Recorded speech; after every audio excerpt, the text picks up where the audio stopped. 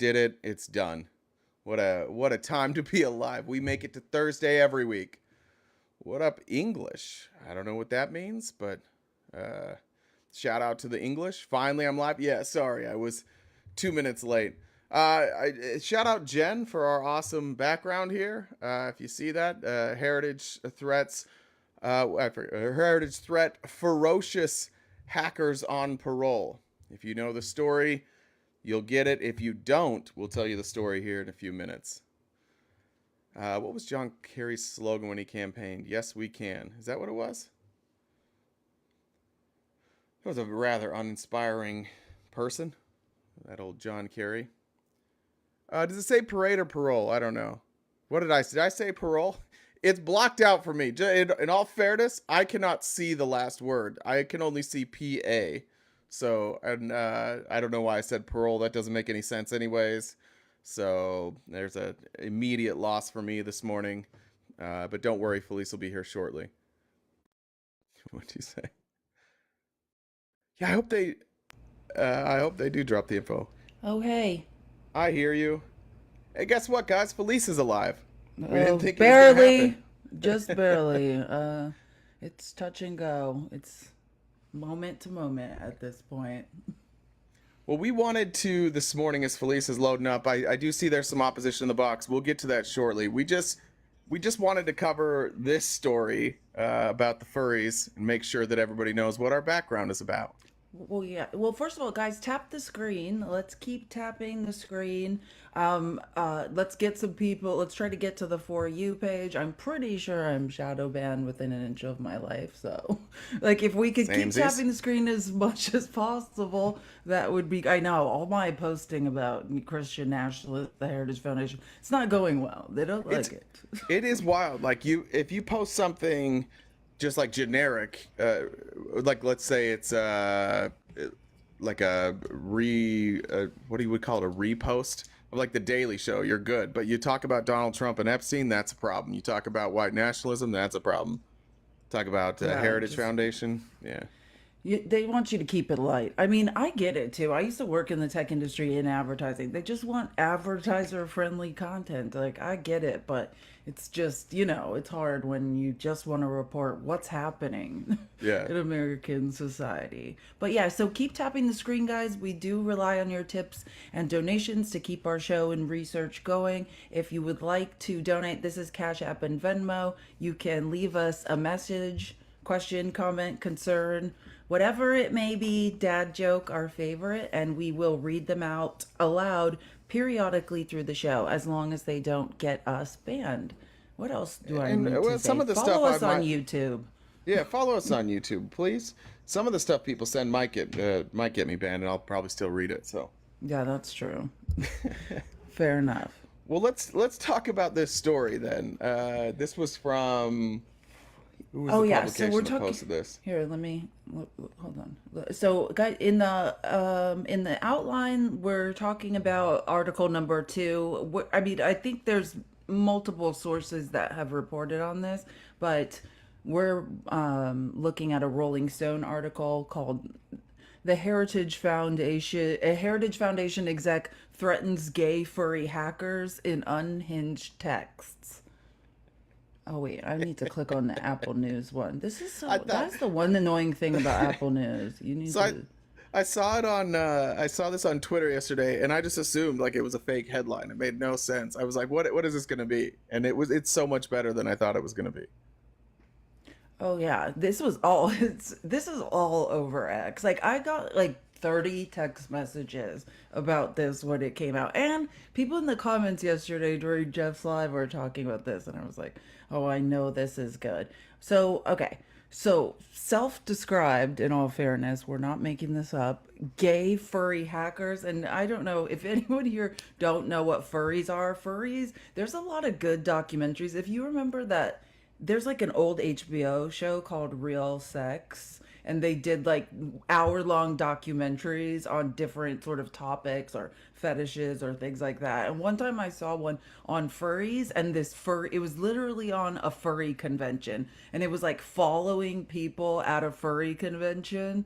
And like, if you don't know what furries are, they're people that like Yeah, see, people in the comments though, whatever happened to that show? That was a great show. That was like the first reality. See, everyone loved. I love that everyone watched that show. I didn't have I cable. learned a lot of things from that show, like for real. Well, But you did mention this morning that you thought you would be a really hot I knew you were furry. You gonna say said that. something. Do you want Yeah, to and tell you people? completely took it wrong. I was like, I couldn't.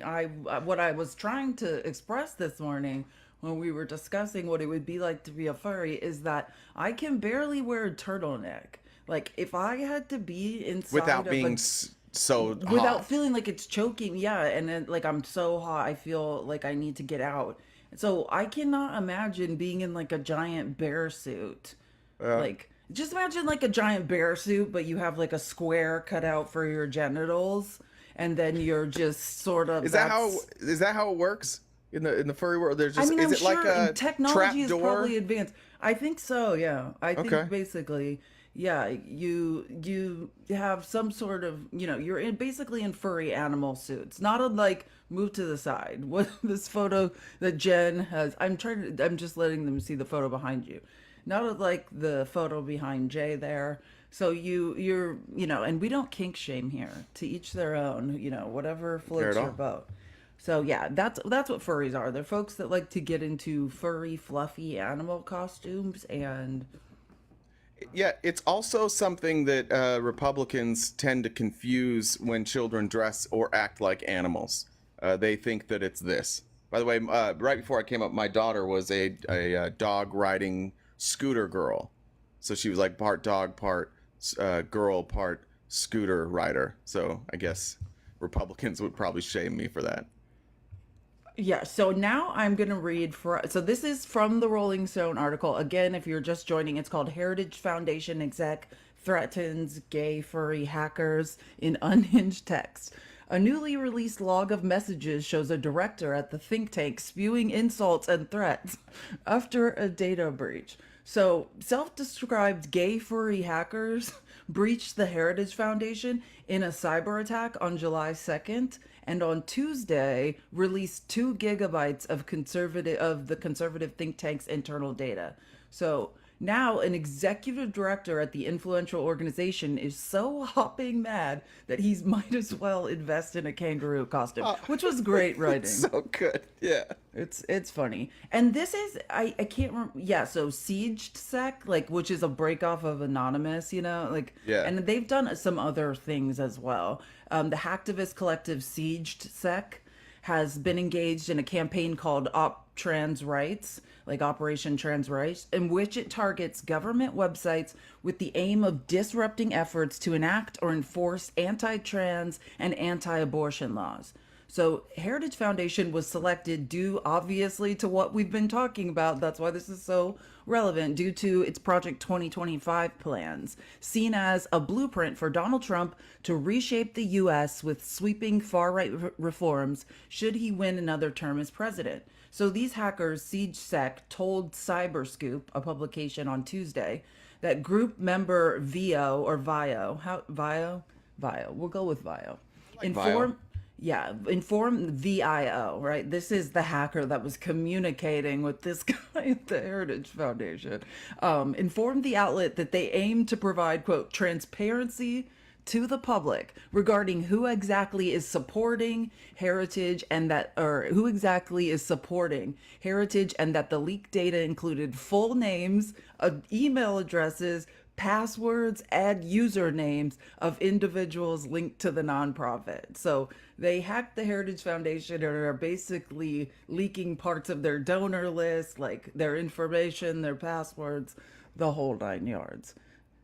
I mean, so it sounds bad, or Two either it's yeah, illegal or it's a public service or it's a combination of both. I don't know. 2 gigabytes of like data when it's just like Names and word processor. addresses Yeah, that's and a lot of password. Yeah, information. yeah. If Yeah. it's just names and email addresses, yeah, that's a lot of information.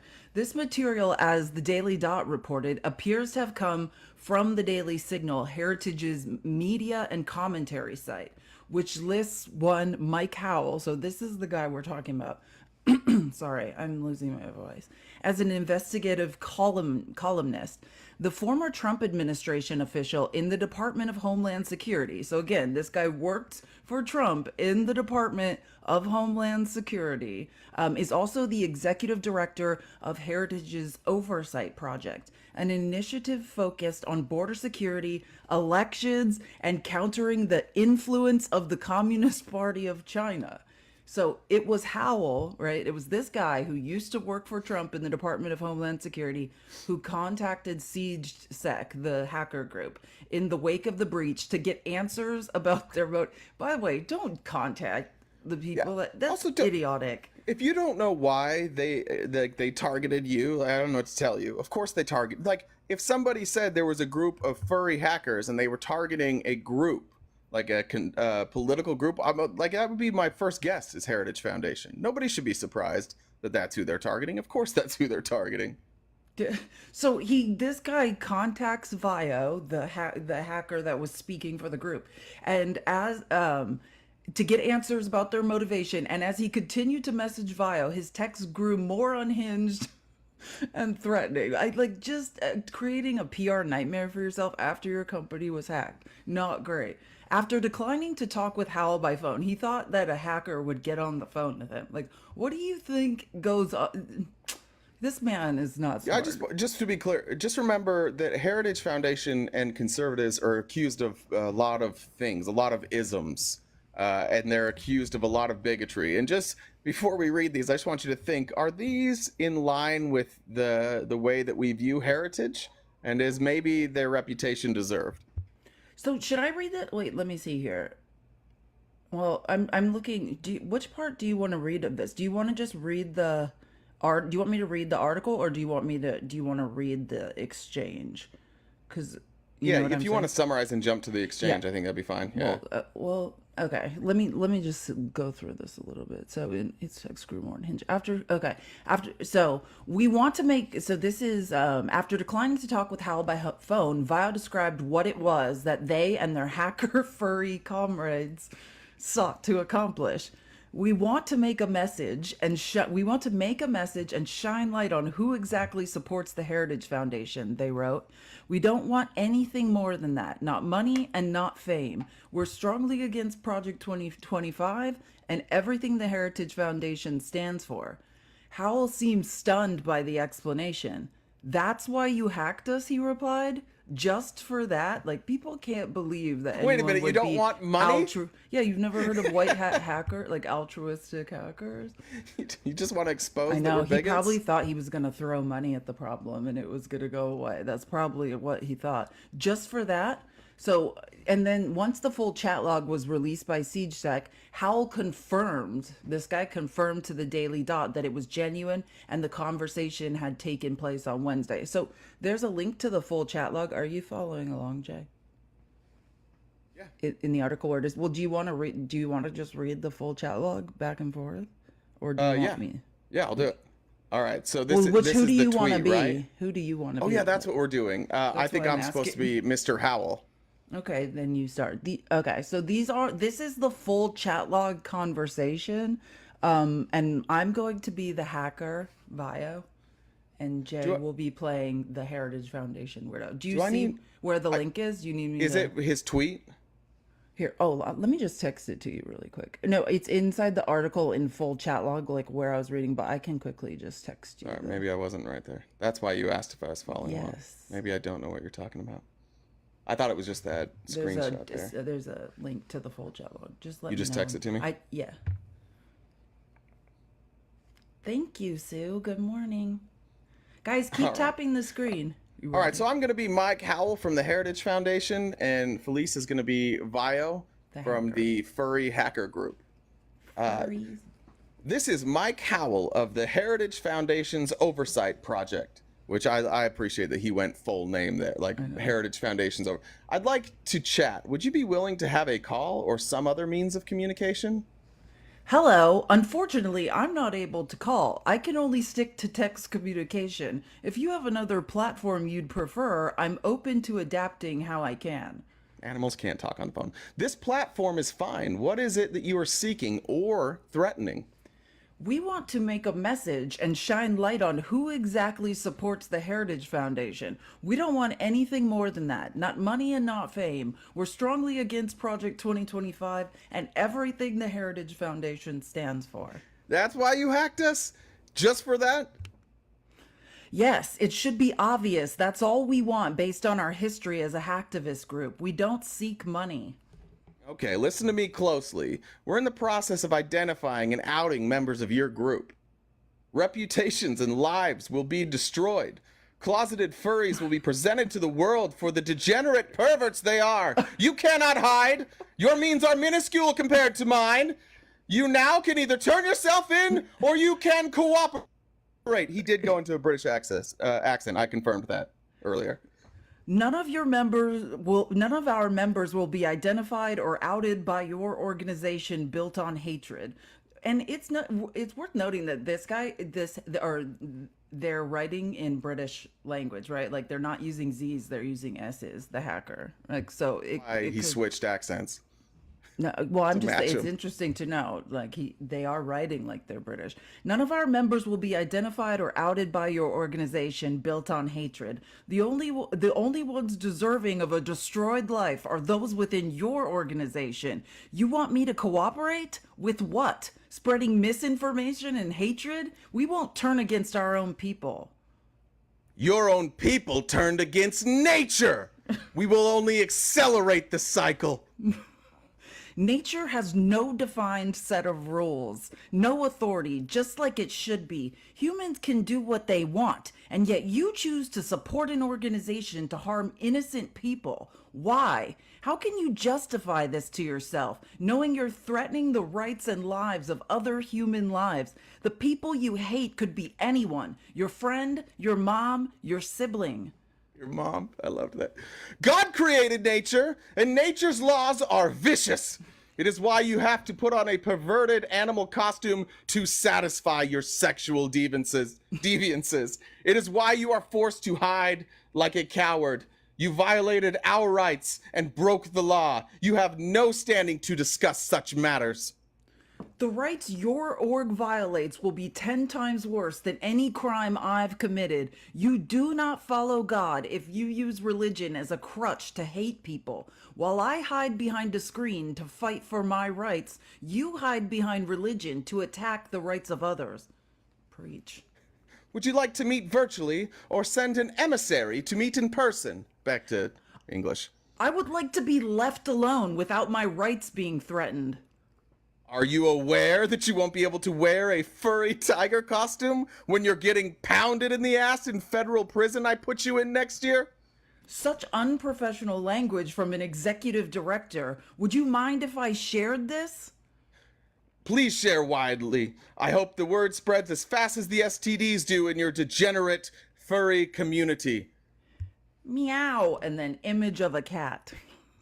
Bestiality is a weird sin. It shows you've gone a few clicks too far in trying to satiate your deviant appetite. What's your opinion on vor? Explain what vor is. I think, isn't it like an animal fetish thing? I think like dead animals, I'm pretty sure. Yeah, oh yeah, it might be having sex with dead animals. It might be. The response to that was, instead of responding to the insult, just like, hey, what do you think about vor? What's your opinion on vor? Yeah, I know. Sorry, I lost my place too. My advice is that you get out of mommy's basement, iron your shirt, buy a girl a drink, and ask her out instead of Googling new deviances for you to fixate on. Is deviance like his word of the day? It's like deviance. The 15th time.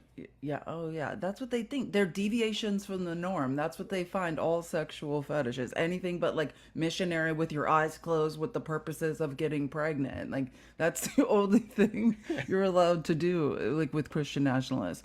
Okay, BRB, I'm writing a post about you. Would you like me to immediately post your docs publicly or tease it for a little while first? You want to be teased, Mike? Sorry. Whatever you prefer. I'm tied up with the FBI. That's kinky. Issuing a 2702 order on your social media. You aren't that sneaky for your line of work. Screenshot of our Bitcoin wallets transactions. Oh my God, you learned how to look up the public history of my Bitcoin address. Good job, pal. I'm proud of you. That's how it ends, folks. That's what we had. No, yeah, so this is pretty much insane. So hours later, Howell learned through the Daily Dot's reporting that Vio had decided to try to quit their life of cybercrime, and the rest of the collective agreed it was time to let SiegeSec rest for good, in part to avoid FBI attention. And then Howell tweeted later, complete in all caps. Complete and total victory. I have forced the gay furry hackers to disband. But He did it. yeah, of course they never really go away, do they? SiegeSec has been around for years, but it remains to be seen whether these hackers who last year managed. Oh yeah, so here's some of their other crimes. Just when I say these people have been around for years, last year they managed to breach NATO systems as well as a major U.S. nuclear lab that they demanded begin research on creating IRL cat girls will truly disappear into the shadows, like an empowering fursona, like persona. Get it? Hacking can be an identity that's hard to give up. Before he congratulates himself anymore, Howell might want to at least change his passwords.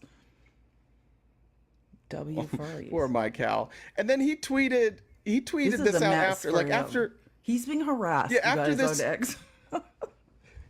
So this comes out, which, like, what he's saying is insane, right? The way he's talking, and then in his response, which I'm sure you all saw coming, was to tweet the Eminem lyrics from "I am whatever you say I am." If I wasn't, then why would I say I am? In the paper, the news, every day I am. Radio won't even play my jam because I am whatever you say I am. If I wasn't, then why? Why'd he do it twice? Yeah, Why he put this it is up twice? the Heritage Foundation guy. This is what he tweeted. Like, make it. It's Marshall, almost White like Lives he made Matters. it. I mean, they did something, but he made it a million times worse for the Heritage Foundation. This is a PR nightmare. I can't get enough of it.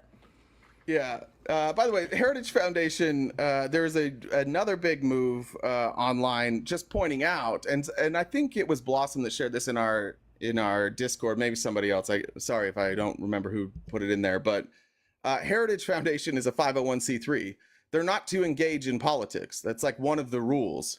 They should be losing their nonprofit status, which wouldn't hurt them at all because it doesn't matter.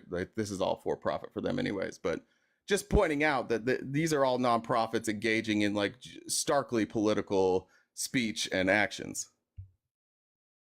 That's true. I wait. So they write, like, as a think tank, you're a nonprofit. You can write political policy, but you can't. You're saying you can't engage in discourse. Sorry, I was reading something from Jen. What'd you say? Oh, nothing. I asked a question. Like, you're saying, as a 501c3, they can they can write political policy. They can write policy, but they can't engage in discourse. They can't engage in politics. So the But what do you mean endorsements by of Trump, I engage think in politics? that's a good question. Let me Like, pull it that up. doesn't make sense. I mean, are all think tanks are nonprofits? Is that true? Aren't they? So how are they not engaging in politics? That's So here's what I'm what it asking. says. I'm asking Under you. I'm not the saying. Yeah, under the IRS code, 501c3 organizations are absolutely prohibited from directly or indirectly participating in or intervening in any political campaign on behalf of or in opposition to any candidate for elective office. So, like the actual politics, the actual campaigning. Yeah. Okay. So that's what I'm saying. They can't engage in discourse, but they can obviously write like policy. Right. Like they could write just for an example, they potentially could write all of Trump's policy and just even if Trump says they didn't, For they could do example. that. Yeah. Okay. So I wanted to talk quickly about Boris Epstein, unless you want to talk to somebody. Guys, keep Box tapping the is screen. no box is empty. Okay, Yeah. cool. Okay, so we are taking opposition. If you would like to talk about furries or politics or anything that's on your mind, we are taking opposition. And guys, share the live, please. If you don't have anyone to share it with, push the copy link button. We are trying to get to the For You page. So Real this quick, is Dustin says vor is swallowing whole like a snake. I don't know if that's correct or not, but thank you for that message, Dustin. So, how's it going? Somebody's there. Hey, welcome. So, what topics are on the menu? Whatever you want to talk about. We could talk about the furries. That's the only story we've covered so far. Eh, it doesn't seem to be efficient to let the reasonably intelligent people debate the foolishness. Because if we do that, we end up with the fools debating the hard stuff. And that's never good. All right. What would you like to talk about, Mr. Goose? Duck, maybe? Duck? I got bad Either eyes. way. Either way. All right. I would say, I think the important, well, what's your take on a smortion? I think that's a topic where reasonable minds can disagree. I would probably disagree with that. I think that there are people who are religious who try and justify their religious beliefs and call it reasonable, but I disagree with that. So, if people said, like my position, if we're talking about elective abortion, is you can't drive blindfolded down a one-way street, have a car accident, and get out and claim you're not responsible because obviously you took the behavior that caused the accident. And I would Cool. say consensual relations is similar because we And I all would know say how I don't. babies. Okay. Yeah, and Go I would ahead. say I don't give a shit about that. I think everybody has to have equal rights. And Okay. since nobody has the right to your bodily autonomy, then nobody has the right to a woman's bodily autonomy. So I don't really care about the car crash thing. Okay. What do you think bodily autonomy is unlimited? Yeah. Okay, so do rapists have body autonomy? They're just doing what they want with their Yeah, body. they can do whatever they want with their body. But when it's no longer bodily autonomy is when it includes another body. no, you can't Fair. infringe on someone else's bodily autonomy. That's Agree. the point of bodily autonomy. You can, I yeah, that's I what we're agree. saying. I Everybody agree. should enjoy bodily autonomy equally. I agree. Somebody can't use their body autonomy to harm another body. Correct. Okay, so where is the limiting principle of that concept? Yeah, so the person that is infringing on the woman's bodily autonomy can be cut off at any time. So in this case, it would be the fetus infringing on the mother's autonomy. So it's not the other way around, right? So you don't believe in causal obligation? I don't care about that. Like we're talking about It rights. doesn't matter. You don't wait. I think it does matter. I know. See, this is what happened. See, you got stuck. We got No, stuck I on this didn't. thing, and so now we're going to go back to all the other abortion debates. No. But like, I don't care about that. The Right, only why way I'm don't ever you? going to be because all I care about is that everybody has equal rights, and that special rights aren't granted to people. And in Okay, this who is case, everybody? everybody. Does that include babies? Yes. Or okay, I agree. Good. We have some place we can agree. So, where would you draw the cutoff line for abortion? I don't. I don't That have a doesn't cutoff matter. line. We don't. Okay. So is It's not my post-birth choice. abortion? It's not my It's not my body. It's not my choice. Right? So is post-birth abortion? That sounds a lot like That's not abortion. That's schmurder. Yeah, we already have that. There's no such thing as post-birth abortion. That's just a dumb thing Donald Trump keeps saying. Well, It doesn't actually, exist. That's in this world. That doesn't exist. It literally cannot exist. If you are born okay. and then I you gotcha. are unalived or you lose your life, that is not an abortion, right? It's schmurder. I agree. Okay, So cool. So we agree. a reasonable cutoff So my line cutoff is is birth. Yeah. okay. Cool.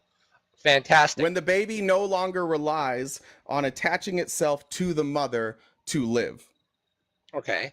Why? Then this is my next question. If your cutoff is birth, why does the birth in the medical context? Why does birth supersede sentience?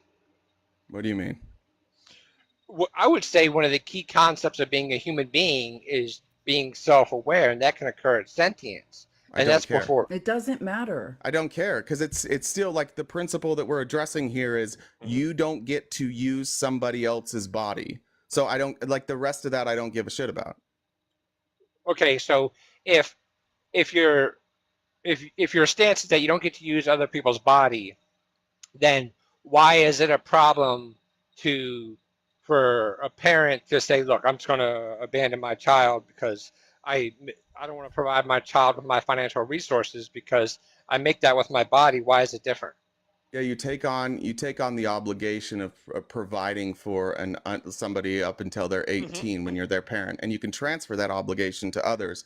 But if you don't transfer that obligation, then you can be held liable for it. However, if you transfer that obligation, you're now off the hook. Right. So Right.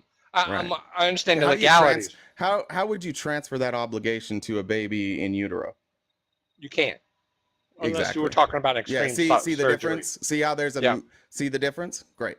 So let's Right. go back to address like what the point. Like, should you be allowed to infringe on somebody's bodily autonomy? Yes, because I believe in causal obligation. What I That does mean is, has nothing to do with bodily autonomy. well, I disagree No, no, because no, it can I doesn't. You're just saying can that, I like, explain if my you Just give- disagreement? your feelings. Yeah, can I I'm just explain making my sure disagreement? Sure, go ahead. So if a father's, let's say he's a blue collar worker, right? He literally That doesn't produces. seem relevant. I'm gonna get there This is not because relevant to bodily Just autonomy. just Right. make this Well, story then- a little shorter, right? Just include all the right. stuff So, that's relevant. okay, so he generates his wages literally from his body. So if his wages are the result of the labor that came from his body, why can't he just withhold wages? All right, that was as dumb as I thought it was going to be. It's a Because reach. We're reaching. yeah, that has nothing to do No, with bodily autonomy. That has to do with what you're paid, and that has to do with money. Which, of course, nobody would say that your money is part of your body. So that's silly. No, it comes from my body. No, it it's- doesn't. It literally comes from the Federal Reserve. Actually, they print it Wait. out and then they ship it out. So Father Bob digs ditches, right? He's It literally doesn't digging. matter. Wait, Okay. This then does it's not then, matter to the yeah. argument. Then why It can't I finish? doesn't. This Then is why just can't I finish? your line Because- of logic Then why you can't I use finish? during other Like, abortion conversations. No, you just don't want to lose the argument. Otherwise, Yeah, why you're would it doing- be you're so doing hard? great. Why You're would it be doing so great, hard? Mel. Go ahead Why and would it be finish. so hard to wait to? Go ahead and Thank you. finish. Go ahead Thank and you. finish. So if they turn around and say, "I'm gonna give you $100 in trade for the use of your body to dig That's these ditches," so we're talking So- labor now, right? We're talking about right, labor. which Yeah, is in okay. exchange for the services of my body, correct? Not I'm digging- necessarily. Well, my car's not digging a ditch. I can get money without using my body. Right. Sometimes true. Yeah. See. It happens. Well, it Yeah, depends so on the body of argument mine, just but collapsed on Yeah, itself. see no, how it that just didn't. fell No, apart? not really, because I would say your mind is part of your body. Are you allowed to leave that job anytime you want to? Yes, unless you're like an air Yes. traffic controller or something like Yeah. that. So nobody can force you to do that work without your consent, right? Correct. Okay. See the difference? Not really. Bodily So- autonomy. Bodily, Okay. bodily Wait, autonomy. so you can would- force better- a all right, woman. better- Wait. So all right, you can better- wait. No. Now it's your turn to be quiet. So you can force a woman to have her bodily autonomy infringed on without her consent, but you can't force a man to work and use his bodily autonomy, which you're using incorrectly, to obtain labor. No. Right? See how one has consent and the other one doesn't? No, because I believe in causal You don't? dependency. You I don't. believe in causal You don't dependency. see. Wait. You don't see that one has consent and one he doesn't. does, or he's willfully No. ignorant. No, I you believe in don't? causal dependency. It's the same Okay, logic so- as if. Go ahead. So if you consent to do a job, like you consent to dig ditches, let's say it's a month long, and after Okay. 5 days you're like, this sucks, I quit. Mhm. Are you allowed to quit? Yeah. Okay, so even if I granted you this idea that having sex is a consent to pregnancy, you still are going to grapple with this idea that when you give consent anywhere else, you can withdraw it, but in this case, this special exception, you can't.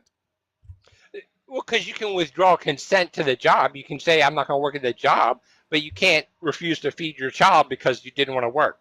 Yeah, That's so your right. argument collapses on itself. No, it you didn't. are No, it making didn't. our point. You no, don't even I'm not. understand what's going on. Actually, you just can't intellectually keep up. But we can move forward. Yeah, In that's fact, I'll usually what give you a more direct analogy. He's It's the pivoting job for thing. everyone in It- the audience. no, We're pivoting. No, You're you're just getting- of you're low getting- intellect. You're just of low. Shushies. You're just of low. Shushies. You're of low Shushies. intellect. You're of Shushies, low sir. intellect. Shushies. Kick that block button because you're not going to steamroll me. You can try that shit with mine. You can't do Brother, it to me. It's worse for you. I'll just let you talk. It's worse for you. The more you talk, the dumber you sound. We'll both mute up. Here, we'll go on mute. You talk. You're on mute, sir. Go ahead and unmute. The longer you talk, the dumber people are going to think you are. So I'll just be quiet. All right, so if I'm dumb, do you care to place a wager on an IQ test? We can do it live. It's a yes/no question. Okay, now we can move on. If you prefer a more direct analogy, we could simply say this. If a mother has her child and she's in the woods and the only way to provide food is breastfeeding, and should she be allowed to say, I let the child starve because I refuse to give the child any part of my body because, hey, body autonomy is unlimited, right? Yep. But what overrides that? But what overrides that? Nothing overrides it because body autonomy is not unlimited. Your parental obligation. I mean, you've already lost. Your legal parental obligation, right? No, shut up. Right. Your legal parental obligation, right? Shut me up. Shut me up. Like that. How do you want me to do it? Shut me up. How do you want me to do it? This is getting do whatever way you can. Do whatever way you can. I'll put on a bumblebee costume. Right. Yeah. Sure. That's fantastic. Stinger. Do your best. Bring your best. So in any event, if body autonomy is not unlimited, because that would be insane. It is unlimited. It's unlimited. So you support Grape? He's just doing what he wants with his body. You don't understand what bodily autonomy is, sir. That's what the problem is. From the very beginning, you don't understand what it is. But you just said body autonomy is unlimited. Felice, you're trapped. Yeah. You're trapped in a slow motion nightmare of idiocy. Yes. Let me ask you. Because you're not smart. Wait, no, be quiet. Be quiet. Let's follow. Can I just slap somebody? Is that legal? No. Wait. Let's go back to that example. So what happens? Let's say the mother refuses to feed the child. Let's just say that happens, right? What are the repercussions for that? She can be charged with scenario. Is there any scenario where the government can come in and hook that baby up to the mother and take those resources from the mother without her consent, even though she's not taking care of this child? Well, that would be disanalogous. Is there any scenario where can they do that? Well, that would be disanalogous. What they would do? Can they do that? That would be disanalogous. It's a yes/no question. That would be disanalogous. That would be disanalogous. Perfectly analogous. No, it's not, because what we do. What we would do is arrest the person who let her child starve and charge that person with murder. Correct. But what wouldn't we do? What wouldn't we do? We wouldn't hook the mother and the child together and take her resources without her consent. That's still illegal, right? There's no legal means to do that. Oh, you can do that legally? You can hook the child up to the mother? No, we would recur. Where can you do that? Hold on. No. You gotta answer my question. I'm trying, but all y'all can do when you can't defeat a point is to overtalk somebody. We charge the mother with murder in this circumstance because it's not reasonable to have. Focus. That has nothing to do with bodily autonomy. Still has nothing to do with bodily autonomy. The problem is, I'm just going back to your slap analogy. You said, you support Grape? Please just let me say something. So this goes with your slap analogy, or you can use Grape, whatever. You don't understand what bodily autonomy is. So bodily autonomy, right, is the right to make decisions about your own body, right, life and future, without coercion or violence. That's what bodily autonomy is. Bodily autonomy doesn't mean, oh, I have bodily autonomy, I can go now commit violence against someone else. It's your own right to make decisions about your body without coercion or violence. Now that you understand that definition, you will understand that even if a baby is in the woods and the mother is going through a mental health crisis and says, I don't want to feed this baby, I have postpartum depression, whatever the case may be, they do not, right, violate her bodily autonomy. That's not the answer. You don't think arresting the mother for a murder would be violating her body autonomy? Again, you don't understand. Listen, I'm educating. I'm not trying to be disrespectful. I'm just saying you're misunderstanding what bodily autonomy is, and that's the issue. Okay, so if somebody reported me, but we'll move on. No, we won't. No, we won't. You don't get to be reported and take my live down. Sorry, pal. I don't know. No, Well, yeah, like bodily autonomy has nothing to do with, oh, I have bodily autonomy, I can go schmurder someone. Like, right? It just has to do with nobody can I make decisions about my own body and nobody can coerce me or use violence against me, right? And that is something that men in this country enjoy every single day, right? And the point is that all rights equal, granting equal rights, right, to the fetus, to a woman, to a person with a uterus, and to men. That's what we're trying to say. You can't violate someone's bodily autonomy. Yeah, And nothing that man said was on that topic. But that I was like understand you care deeply about it, but you would have to show an example, right? Like in order to refute that, you have to explain to us how it is legal or just or it occurs in society to violate someone's bodily autonomy. You do not. If a baby was in the woods and the mother's going through a mental health crisis and says, I'm in postpartum depression, this isn't my baby, I don't want it, I can't feed it, they don't force this woman to breastfeed. They don't violate her bodily autonomy. That's not the answer. I know. Educating was a pretty bold name for him. I think I that thought it was bold. an oxymoron. It felt like it. He probably makes sense he probably kills it in MAGA Lives. Yeah, he mentioned mod. Did you hear that? When he's like, you can, did you hear what he said? He said, like, you can steamroll mod. And I was like, I've never debated her. That's one of the things he yelled at us. He must have been talking to you because I was like, what? Oh, got to go listen to that attorney some more. What's up, Rizzler? What's up, RTV? Hey. Rizzler's a good name. Sorry, I just had to say. Yeah, good name, good name. Just a few questions. Sure. A big week for Biden, of course. I mean, that's what the news media paints it as. If he doesn't mess up, looks like he'll get the nominee and all that. I just want to get your thoughts on when Biden said he's the first black woman. What? I don't know what you're talking about. What are you talking about? Are you saying he misspoke? No, I just want to get your opinion on when he said he's the first black woman and the first vice president. I don't think he said that. Pull it up. Obviously, it would be an error in speech. But what speech are you talking about so we can look it up or I just want to know what he means by that. He's the first. Well, when did do he you think say it? So we don't know what you're talking about. I've got it here. Yeah. It So did. Yeah. what does that mean, though, RTP? Do you think he meant? Well, listen, pal. This is actually like we try and talk about real issues. If you really This is think a real that issue. if you really think that that's what he meant to say, that's fine. We can just His part mental ways. Well, capacity is a real issue. I have no interest in talking about people who misspeak because then we can just do this all day. Like I'll give you a quote of Trump misspeaking, you'll give me one of Biden, I'll do one of RFK, and at the end of that, we've gotten nowhere and we've discussed nothing. I agree. Great. And my other point here is I've spoken to you about gun violence or PP violence, as I should say, on TikTok, and PP safety and regulations and all that. So Must have been a while ago. I don't think I've talked about that in a long time. yeah. So 100 people shot and unalived in Chicago, all of them black. News media doesn't care because they're all black, of course. Doesn't matter. Sure. Except for they were all like most of them get When reported, did this right? happen? Are you stating a 4th statistic? Oh, over July 4th. Weekend. So here's the thing. Hold on, RTP.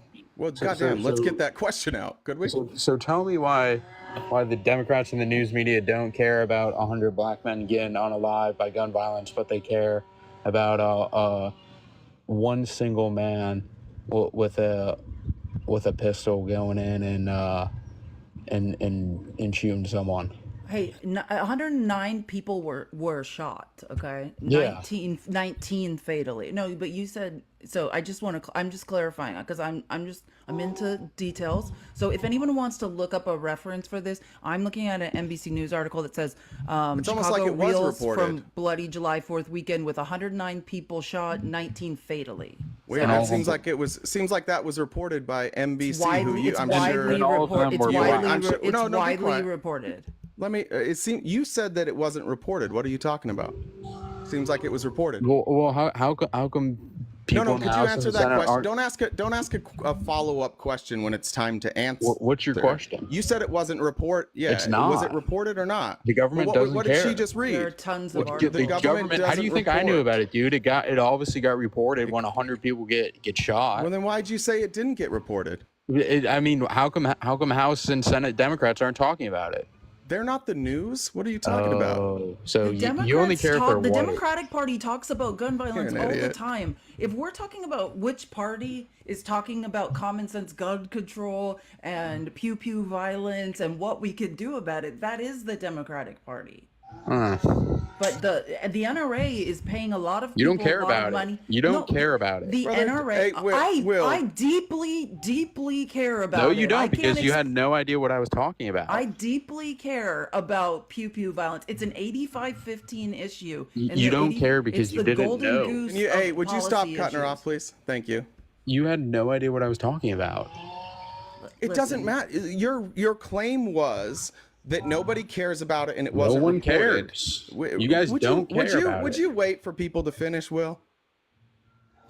I don't know why you're coming in on a backup account now, by the way. Last time you were here, you were polite. What's your deal today? What do you mean? Yeah, you're just cutting people off. You won't have a conversation. How do you not admit that you said it wasn't reported? And it looks like almost everybody reported. But I'll answer your question. People care about gun violence. People care about that greatly. But that doesn't mean there's violence every single day that most people don't hear about. And that's not just black on black crime like you're trying to You position only care when it's a white person doing it. No, That's the this only time you happens guys all care. this happens You all the are time. absolutely incorrect. This is the thing. Like, why are you trying to paint us like we don't care about something that we obviously care about? Why don't we talk about real issues here? This is silly. This is like fourth grade politics. It's not. No, it's not. It really isn't. Like, when you look at all the times that the left has been up in arms and we've protested, what's the one common denominator?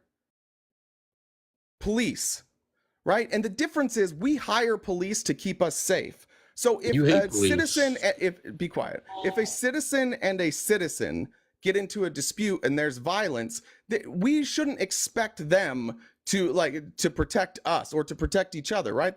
That's not their job. But police, their job is to protect us. So when we see a unaliving and it seems unjustified and it's done by the very people that we pay to protect us, that's when we should talk about it. Of course, that's our government attacking us. You only care when the police is white as well. Brother, you've said that like a trillion times. Why are you trying to make this a race thing? See, this is the thing. You guys all sit around and pretend. It's a sick joke. You sit around and pretend that you care about this, and all you do is play identity politics. We're not the ones playing identity politics here. You showed up today and said, hey, guys, let's play identity politics. And then you're going to go back and you're going to sit in your lives and you're going to talk about how all we talk about is identity politics, which hasn't come up once until you showed up. We haven't talked about it today. You brought it up. I'm 100% for common sense gun control. I'm for more than that. Like, I've lived in countries where, there's real gun control. Guns are not available for purchase for average citizens. That's what and this does not happen. Like, there's a simple solution to this problem. Like, I'm all for it. I'm all for it. And I don't just want to take pew-pews from white people. I want to take it from everyone. I'd ask you the same thing. You'll show up here and you want to talk about these shootings, but when you guys never show up? When it's the police. You don't want to show up and talk about it then. You show up to defend the police every single time. Oh, like the five. So I have far more problem with the police harming American citizens than American citizens on American citizens. One of those is a much bigger deal than the other. What about the 5 black police officers that chased down a young black man and beat the shit out of him? In Memphis. You don't care about that? You don't care about that? Are you talking about Memphis? That story was gone in one day.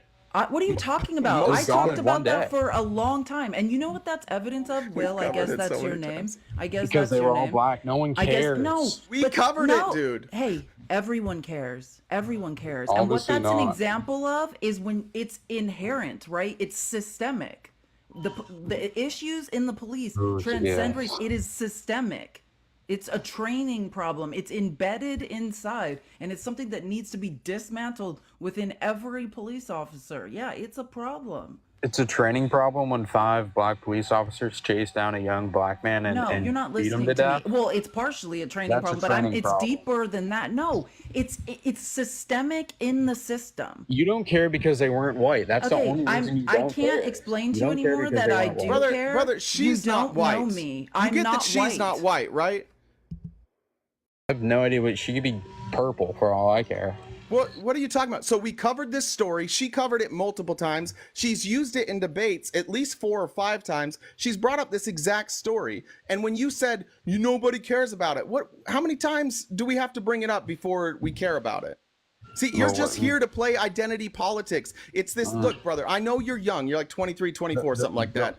I know you're young. Hold on. I know you're young. White men are not under attack. We're not the victims. Stop trying to become a professional victim like the rest of that group that you run around with. This is the guy you just from sit the around, debate with SK? Yeah, with SK. He's cool with SK. But now you don't need to be a victim. You don't need to be a victim. Okay. This is a bad look for you. Yeah, the only person playing identity politics is Joe Biden trying to get Kamala Harris. You showed up today to play identity politics. Listen, you're too smart for this. You've pivoted over and over. Yeah, and Kamala Harris you're in a is only bad mood president today. because You're she's having a black. bad day. Deflect. You're having a bad day. Like this is not your best. It's just truth. You don't care because they were No. black. Brother, Hey, we've already done listen, this. Is there anything else you want to talk about? I'm telling you, I very much do care. This is not and your you day. don't know I'll talk- anything about me. Well, I know I know you're you- SK's protege. I'll send her a message and I'll give her some tips for you on the next time. Okay. We'll SK and I will work together and we'll come up with some coaching. I We'll come up with lied. some And coaching you for answered you. all the questions. You What are you answered talking all the about? questions, RTP, and I just. What are you talking about? Great job. You answered all the questions right, RTP. Bro, honest God, are you okay? Good Are you little good, boy, dude? you are. Are you all right? Good little boy. You're a good little boy. I know, but are you good, dude? This is crazy talk. Like you sound You're like a you're good little struggling for boy. real. Like you can DM me. We can talk offline. Like this is crazy. The only person struggling is Joe Biden knowing how to speak. No, you're struggling too, pal. And You're Yeah, struggling too. I'm- you don't I'm need struggling. to do this. This is not necessary. Ah, brother, like, well, right Yeah, now. you better Good hope luck he with doesn't the mess rest up of in your his press day. conference today. Yeah, good luck with the rest of your day. God damn. I'll talk to SK. We can work on that. Jesus. How is that the same guy? How is that the same guy? Yeah, that was a little bit shocking. I don't know what just happened. Do you remember it ended last time with us saying like we enjoyed it. You're really smart. That was a good discussion. No, I know. Like I had Yeah. a completely different impression of him. That's why I'm surprised. Like, yeah. Let me read some comments real quick. Brian says, do these pro-lifers support universal pre-K, paid maternity leave, etc.? You know what being pro-life actually looks like? They aren't pro-life. They're just anti-abortion. I agree. Tracy says, Sure. get him, Felice. I assume that was for both of them. And you did get him. Soli says, why aren't koalas actual bears? I feel like you're going to get this one. Koala? I don't know why. They don't have the proper qualifications. Qualifications. That's I nice. love that. I also really love koalas. Did you know they absorb eucalyptus through their paws and get high all day? That's why they're clinging to eucalyptus trees. Are you serious? Yeah.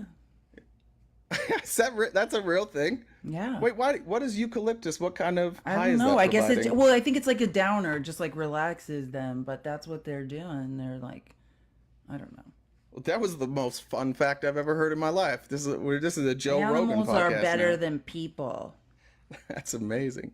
I trust I animals more than I trust people. All right. Well, Well, look, do you things want to aren't. go? Do you want to go over he Sorry. he brought up? Oh no, Sorry. Ty's growing on me. I like Ty. Ty, what's going on? What's Okay. What's Don Jr. tweeting about today? I just wanted to ask about someone. Is it And- Harry? We don't want to talk about Harry. No, I just wanted to ask one question about him because I've seen multiple things. But if you don't want to talk about that, that's okay. I just wanted What's fine? You can What's the ask question? if you What's the want. question? So, have you seen all the people talking about him getting paid? I've seen On I've seen X? that. Yeah. On X. So this guy named Hunter, it's like Hunter Howell. Yeah. Like, I don't know how true they are. I mean, me being a conservative. I saw Hunter yesterday on Parker's. Is he not parody? I thought he was joking. That's his real? These are his real opinions, Hunter Howell. I mean, I would believe so. Oh, it's a topic on shit. TikTok. It says Hunter Howell versus Harry. Oof. Yeah, I don't care if Harry's paid. I could care less. But isn't he supposed to be? Isn't this his job? Am I confused about? No, No, they he's say he's like- paid by the DNC specifically. I mean, Oh, he's I came don't out know. and said that he's not paid. And from I what don't I've care. heard, you have to disclose that information. I don't know if that's true. If you're paid by, you have to tell everybody if the DNC pays you. Something about you have to disclose information if you're talking about something, and if you're not disclosing that, it's some sort of. A So crime. you're talking about for ads, yeah. Like if you're paid. Yeah, I was going to for say an from ad, an advertising but perspective. you can still be paid to share your ideas. I think that's about like hiding ads. Yeah, Harry's Like not if you running were paid ads. for a brand deal, for instance, and someone's like, "Oh, we're going to give you like $500 to do an advertisement," and you didn't disclose that you were paid. Like if you're influencing, remember Fire Festival? Like that Yeah. horrible Fire Festival, and like Kendall Jenner and all those like these like A-list models were promoting Fire Festival, but they weren't disclosing that they had been paid to, so they got all these people to buy tickets and saying like, "Oh, this is our personal experience and you're gonna have a good time." Never disclose like, "Oh, I'm being paid to make these posts." That's illegal. But why doesn't he say he's just paid? Who That's the cares? whole- Why do you care about this? Honestly, Because like, like, to do you me- not think that there's like you don't think Laura Loomer's paid? You don't think Ben Shapiro's paid? I mean, You don't think Steven Crowder's paid? You don't think what's that awful guy's name with the beard, Matt Walsh? You don't Walsh. think those people are paid? yes, I do know they're paid. Do they tell you who pays them? I would believe that if you were to look it up, they would. If you ask, I've tried to look it up because those are private businesses and they're not publicly traded. They don't have to share their finances with us. I mean, I would believe that they're getting paid. Yes. Well, Okay, he's a but why I is mean, that a yeah, they're problem? contractors, and Like, they if the- can be contracted by other companies to do work. I'll go on record. If the DNC came to Felice and I tomorrow and said, "We'll pay you, but we do want you to cover certain stories," we would do it. If they said, "We'll pay you, but we want you to cover stories and here's what you have to say," then we would say no. I would have to think about it. I hate being told what to do. All I mean, right, I don't would like say being yes. told what to do. I would just not tell Felice. I'd just hide it. I just I'd wouldn't sneak know. the That's the stories problem. in. Yeah. There's this thing about Harry. Sometimes he just comes off as so like egotistical and just like Brother, what talking- you're just so like- you know, what you're feeling is Harry dunking on people. Harry went No. 3v1. Harry went 3v1 on Piers Morgan's show and dusted them. And but here's the problem, Ty. I've debated you a bunch of times. I don't think you know when the truth is being told. I think you only care about the stuff that you already believe in. There was a guy in the Piers Morgan show that destroyed Harry. Dave Rubin? Yes. No, but see, that's the problem. That Dave Rubin is one of the most uniquely dumb people ever to get famous doing political commentary. He got absolutely dunked on, but it's the reason Not you at think all. the reason you think Dave Rubin did well is you didn't know the things he was saying aren't true. He's just lying. But you believe it because you just want to believe Dave Rubin. And I even like on Piers my Morgan. on my worst day, half asleep, I would debate Dave Rubin. And it would be messy. He is legitimately the dumbest person in media. So he is doesn't know what he's talking about. No, almost never. Almost never. There are if you go onto Twitter or like Reddit, there are massive Twitter accounts and subreddits of just posting clips, not analysis, just clips of Dave Rubin saying the dumbest shit you've ever heard. But I don't know, and I mean this respectfully, I don't think you would know that it's wrong because you don't venture out of your circle enough to know that you're being lied to all the I time. mean, I think I venture out enough. I have family that's in San Francisco. No, that- mentally you don't venture out. I Sorry, I have didn't mean family in traveling. San Francisco. No, I No, mentally you don't travel out. You just stay stuck in your ideological circle. I know someone that works for the Biden campaign. But Some of my again, family's obviously very that's liberal. not what I'm saying though, Ty, and this is where we're having problems, is I'm obviously not talking about do you travel or do you know Democrats? I'm saying your mind doesn't leave your ideological circle. So you could travel anywhere and your mind can go with you, but it's not expanding. So I don't think you know when you're being lied to. I mean, if someone were to say like, I've heard this and there's these statistics to back it up, and I believe that this is right. Okay, but so I could make an argument, like, for example, I could make an argument that if you drive and you are under the influence of the Lord's plant, we'll call it, that people are better drivers under the Lord's plant. And I could show you data that shows people that when they are elevated are better drivers.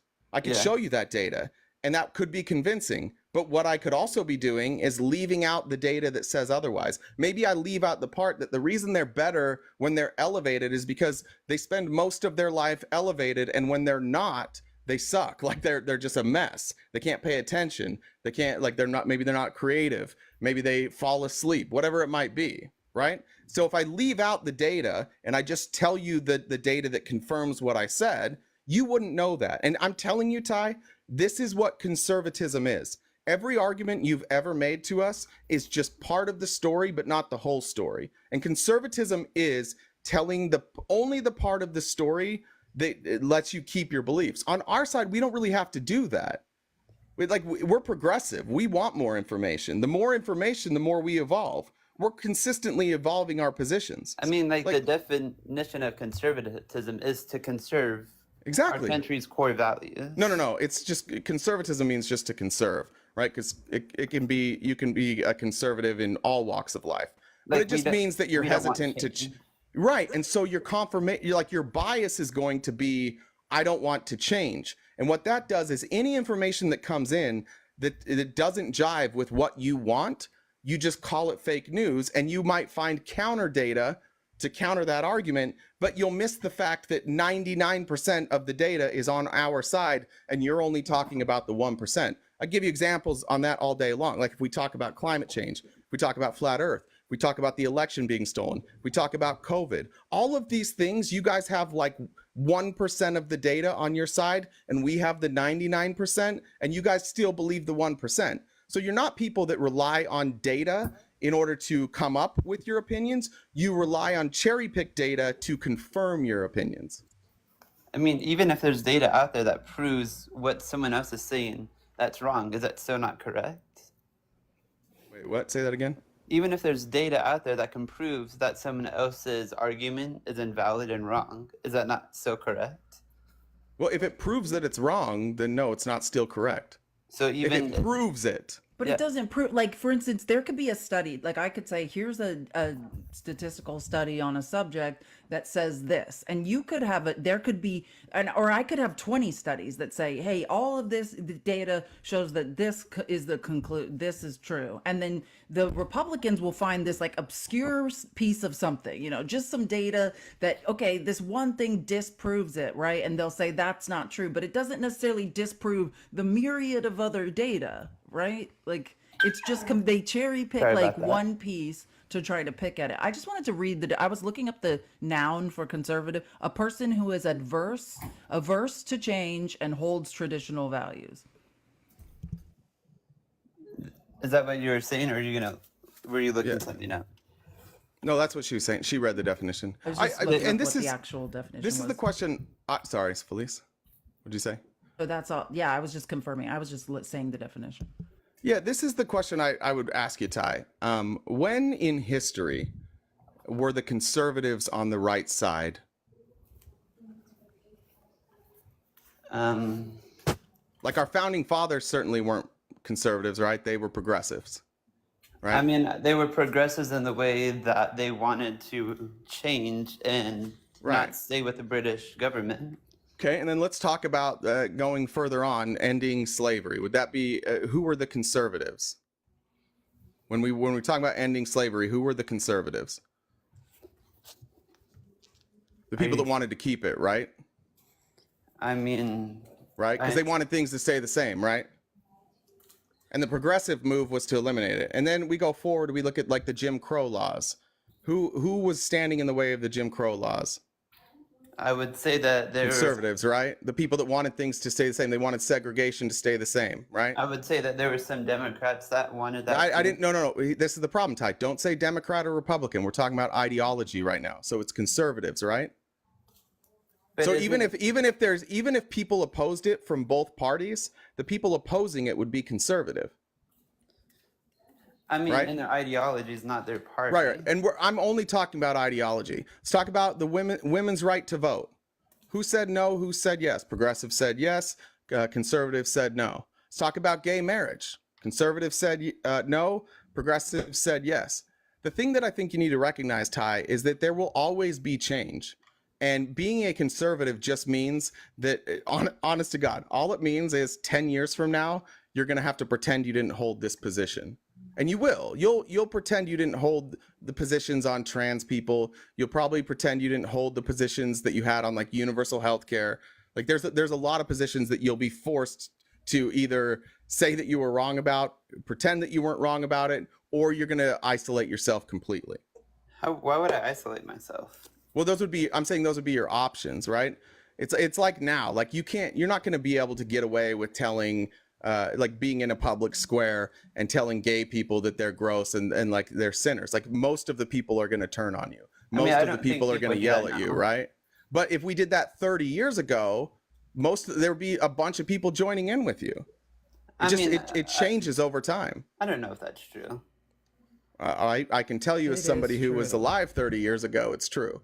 What that people were calling people who wanted to be with the same sex that people are calling them horrible names. They were unaliving them. There was violence against them, which was readily accepted. And I always use the example, like when I explained that actually Spanish-speaking countries are very conservative, like in places where some of my family is from in Mexico, like that is still socially accepted in some places. You know what I'm saying? Because some countries are farther behind others in progressive change, right? You know, education, getting people out of poverty, and away from it takes education to move forward, right? But history doesn't look back on slavery kindly, right? And the conservatives that were desperate to say, hey, it's always been this way. Why do we need to change? Why do we need to recognize African Americans as human beings that give them rights, right? Like that was their position. But as time goes by, right,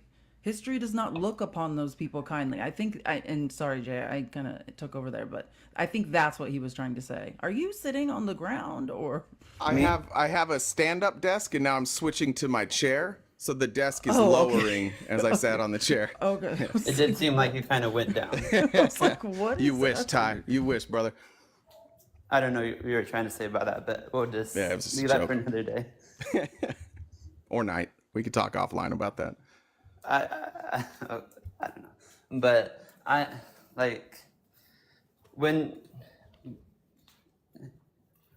have you guys always had these values like throughout your whole life I was deeply conservative. I was just like you.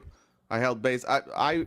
One of the things probably I'm most embarrassed about, but I'm very thankful for, is when I was a Republican, I would make anti-gay arguments, and I would do them publicly online, right, on my Facebook. This is what I did. I was a Republican. I've always kind of been like this. But I argued with my own cousin, a gay man, and told him, like, I don't care if you get married, just don't call it marriage. You have to come up with a different word for it. And by the way, like, don't throw it in our face. What's up with these pride parades? Like, stop doing that. And my cousin, who, give him credit, I think a lot of people would have just cut me off. I think a lot of people would have just stopped talking to me. But him and another one of my cousins kept talking to me.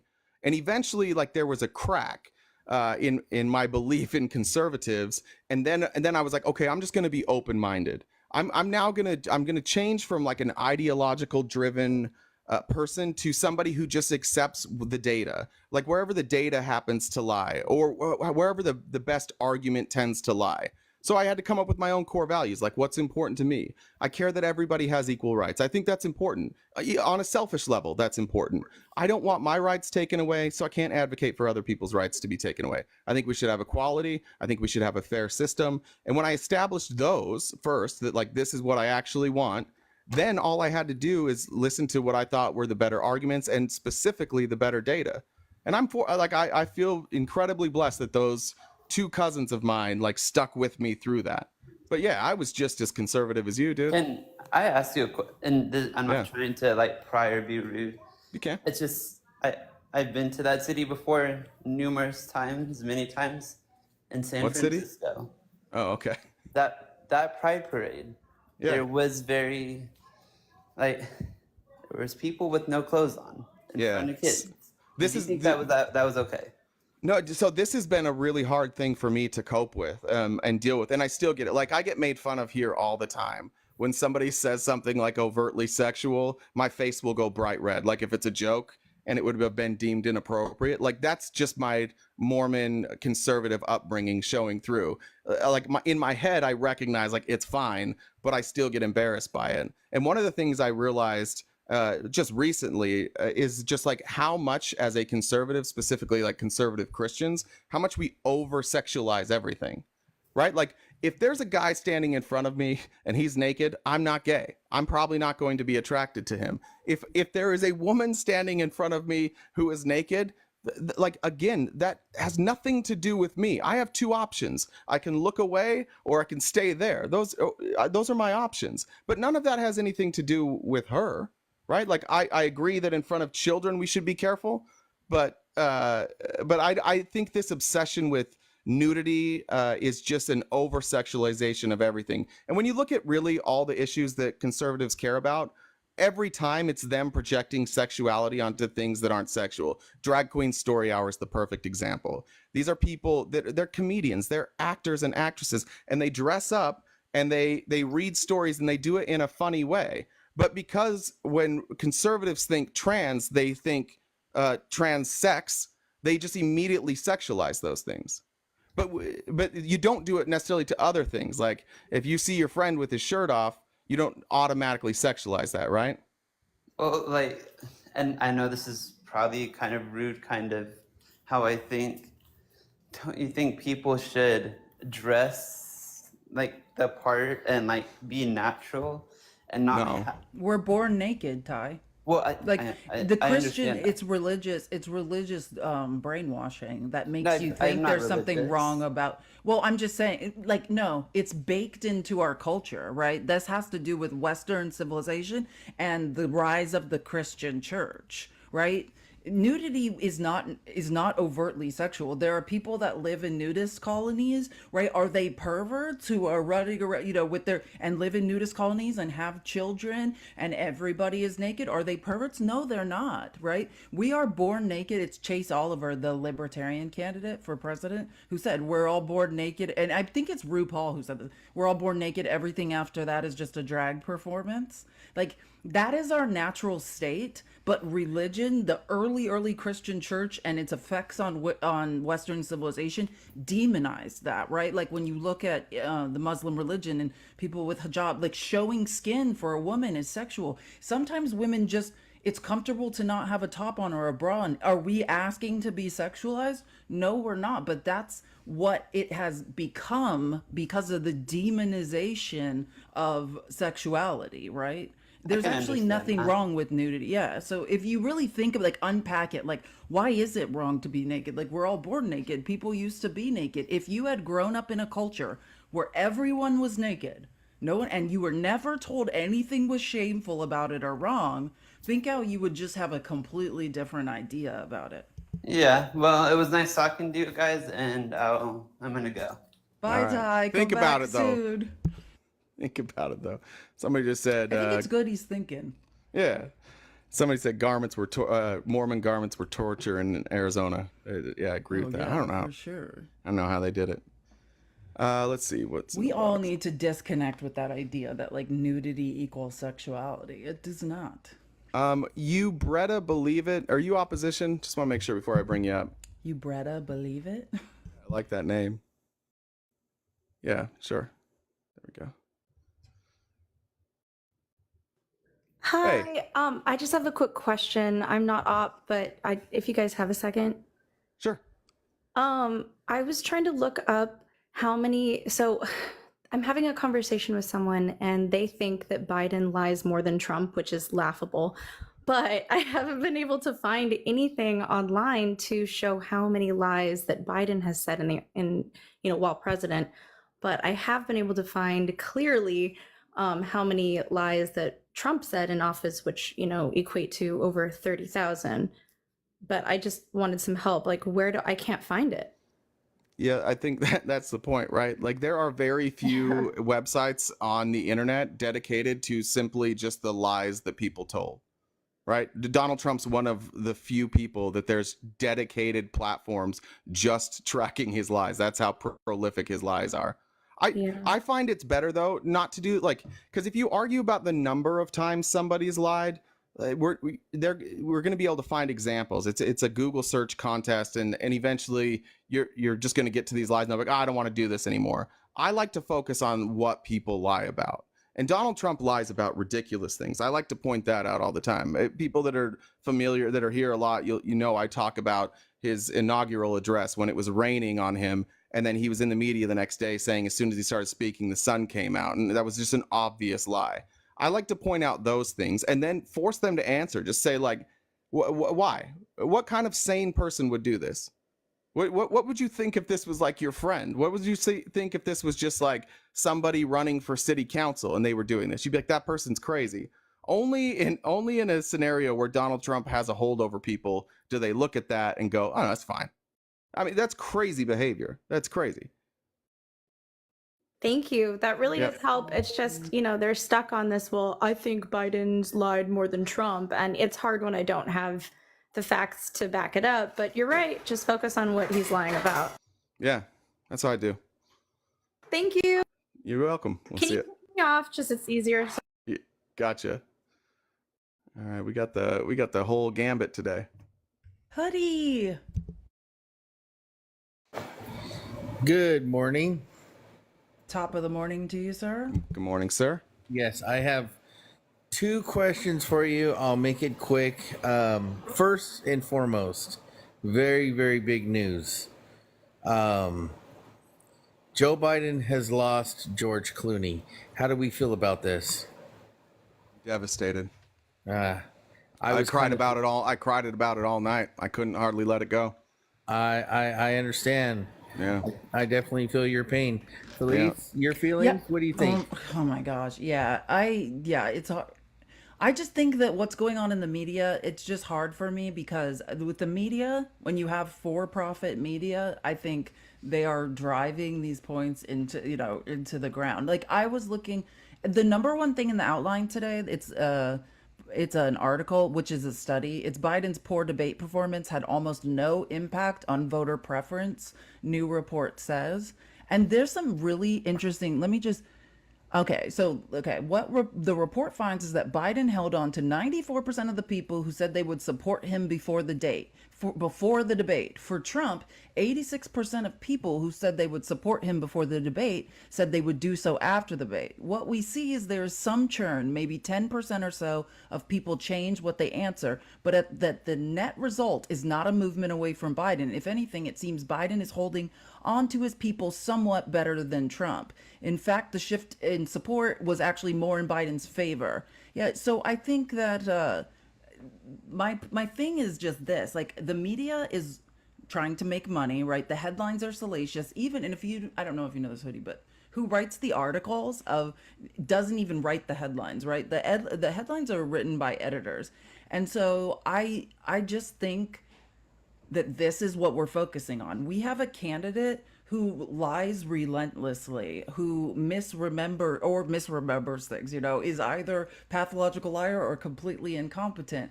But it's almost like we're desensitized to that. And the new thing is to focus on Biden. I don't think it's necessarily helpful.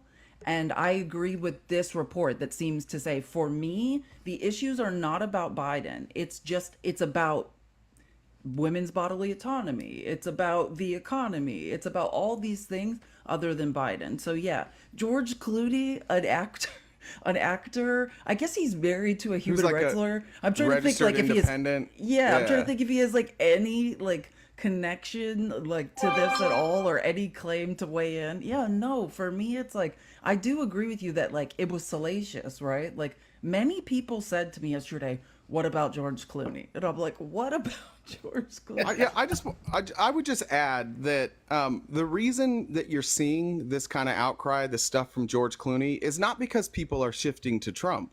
It's that they're terrified that Trump will be president. So all these things that come out, like, I'm not going to lie and say it's bad for the Republican Party. This has been great. Like, this was a gift to them. But what we're not seeing, and in that article it shows, you're not seeing people running from Biden and going to Trump. They're becoming either lukewarm or they've soured on Biden. But if you look at the polling, it doesn't look like it changed. In fact, there seems to be at least a bigger number of people than not that watched that debate and saw Biden's performance and said, yeah, but like I saw what Trump did, so now I'm with Biden. They were on the fence and now they're saying they're with Biden. Trump's performance was way worse than Biden's for anybody who knows what the truth is, right? Anybody who knows what's actually going on. But Trump's debate performance was a disaster. Well, okay, so when we look at what you just said, basically to cut all the big words and stuff out, it's this: Biden is the lesser of two evils. Not to say that he's good. No, he's just not as bad. No, I do not think the word Biden and evil should go together. I think what I'm saying is that Biden appears to be cognitively declining or cognitively slightly impaired. And we will still take that over over Donald Trump because we think Biden is a good man. Okay. So it's not the lesser of two evils. It's evil versus good, but the good is really old. Okay, I'll give you that. Yeah, I hate the word evil. Like those are religious terms. You know what I'm saying? I don't so I agree. I don't like the word evil, period. But every time I hear the word evil, I think of Dr. Evil and $1 million. Did you know he's a Republican? I've heard. Well, listen, he would be. Dr. Evil would definitely be a Republican, right? I don't know, but I have one more question, and that is like the big time question. Okay, so we're gonna have a big boy conference, media open question presser tonight. Okay, it's a big boy one. Okay, what does that mean? What do you mean by it's a big boy one? Biden's having a NATO press conference where apparently like he's the right has the feeling, and correct me if I'm wrong, Hoodie, but you're saying like the right views it like Biden doesn't have like press conferences sort of where anyone can ask anything. It's always more controlled, or he's not taking many questions. And today, like it's being presented that will not be the case, and like he'll have a full press conference, people can ask what they want. Yes, it's a big boy conference where the questions aren't pre-screened and he doesn't have his little cheat cards. It's going to be a free for all. So if he performs well, what's going to change for you, Hoodie? Well, that's the question. I think American citizens want. No, I'm just asking you though. Oh, me? Yeah. Well, I think that would it change your mind on him if he was dynamic, if he answered all the questions, if he didn't stutter? No, I think so see what I mean? So this isn't really an issue for you. This is just, and this is, I think, sometimes where I get frustrated with you is we do want to talk about real issues, but it seems like you keep coming here just to talk about issues that you don't actually care about. You just think that it's like a winning argument for you. Okay, so it feels like trolling a little bit. Let me answer that question, and that is because it is of my feeling that the Biden administration is aligned themselves with the unelected bureaucratic class of the federal government. When you look at the three-letter agencies, and it's the get along to go along, and I think that that's the biggest contrast. What are you talking about? I'm talking about the biggest Talking about the contrast. deep state, unelected bureaucratic class. You Yes, mean like that's civil correct. servants There's and three. federal There's currently civil servants and federal agencies? Yes, there's- that's correct. There's currently 3 sitting Democrats that are under investigation by those 3-letter agencies. Those 3-letter agencies also investigated the president's son. What are you talking about? Well, Yeah. it is well, you asked me the question how it Yeah. would sway me, and that is because I see the Biden administration along with the Obama administration highly involved and integrated into the fourth branch of government. So What's the fourth branch of government? I thought that was the media. No, The that would media was be- the that fourth would be branch of the- government. That would be the unelected experts, so-called Experts? Yeah, He's not just talking about like the DOJ. He's saying all federal agencies, like the EPA, Like this is yeah. fascism, though, Hoodie. You need to be careful because that's what one of the tenets of fascism. It's like devaluing and usurping Minimizing. scientific and intellectual experts. Like we should listen to experts in a field. Right, like about the environment, we should listen to scientists. Well, Or about COVID, we should listen to scientists. We shouldn't Okay, all so- disinfect our insides. You know what I mean? Like it's important to Felice, listen to experts. But Felice, what do you do when the experts betray your trust? What do you do? Well, could you give us an example? So here's the thing that I think we're going to run into is any example, and I'm going to give you time to think of an example. Just if you were giving me an example of when they lost your trust, does the evidence back up that you're right? The problem I have with conservatives is virtually everything they complain about from these 3-letter agencies, the evidence is on the side of those 3-letter agencies that they did the right thing. So you'd have to show me an example that wasn't just like you choosing to believe the minority of the information. That's just you choosing not to like them. That's not them earning it. If the overwhelming data sides with them, then I'm going to side with them. But Okay, whenever you're ready, I got them. yeah, go ahead. Pick one. 9/11 EPA Ground Zero said that it was safe to breathe the toxicity in the air. That Ground Zero, the EPA says, I don't think the EPA would say it was okay to breathe the toxicity in the air. Yeah, that's The- exactly the word what they said. the word toxicity would mean it was toxic. It was. Okay, that's but they why we have a wouldn't. So very you high level okay? So of do you have that people- quote? Do you have that quote so we can find it? Look it up, Jay. Look So it up. the- it's not pulling so up you're for me. saying George W. Bush is the EPA, right? Correct. Because that's also what Trump did, right? Like when the Republicans are in charge of the EPA, like Trump, for instance, appointed a bunch of oil executives. You know, Or people- how about when the in Ohio, when the train derailment happened, the EPA came in and told the public that it was safe to go back when it was very clear that there were still contaminants in the water and in the air. Yes. I'm looking up the first one. The EPA made a September 18th announcement that the air was safe to breathe, but it did not have sufficient data and analysis to make such a blanket statement. Then the EPA also was forced to admit that they were wrong. But again, this is what happens when you hire people who aren't qualified to run the EPA to run the EPA. When you are a conservative and you are hiring nothing but like oil executives and anti-climate change activists as the heads of the EPA, yeah, no shit, you're going to get it wrong. Of course you're going to get it wrong. Now I'm wondering, like, why are you blaming the EPA when this is an appointee by a Republican? Why are you not blaming the That's why we Republicans? should Why is do it the the second EPA one, here? probably. What Well, was the second because- one? Was that one under Joe Biden? What was the second one you said, Hoodie? Was that under at least a Democrat? Train derailment? The Yeah, train let's- derailment in Ohio, in Palestine, I believe. Okay. So trade, we were And- looking and at not like to what the mention the EPA fact And what did they said. say? Sorry, They- I didn't remember what they said. Remind me what they said. they basically declared that it was safe to go back to people's homes when it was clearly unsafe to do so. Okay, let's pull that up.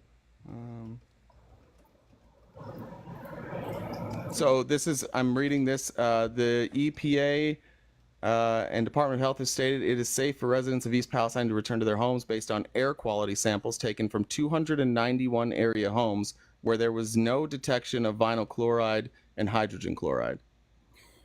Right, but yet, despite those measurements, there were animals being unalived miles away from that incident because of said things, and not to mention the fact that the water issue. But you're saying it wasn't safe to go home, but Yeah, animals that weren't there were harmed? It sounds like it was no, maybe safe to no. go home, but not safe for the animals. Well, we are animals, Jay, aren't we? Well, yeah. So that's very true. It's very true. So We're all just animals. I mean, we're all just I can't animals in argue the big that. cage, buddy. Checkmate. Yeah, yeah, it's true. I mean, it doesn't. Here. It's not a valid response to what I said, but what you said is true. Yeah, I Yes. will say, because I'm looking at an article. What is this called? In air near Ohio derailment safe for residents to return home, and this says around the clock testing inside and outside the evacuation zone around the village of East Palestine and a sliver of Pennsylvania showed the air had returned to normal levels that would have been seen before the derailment, said James Justice of the EPA. Hundreds and hundreds of data points we've collected over the time show the air quality is safe.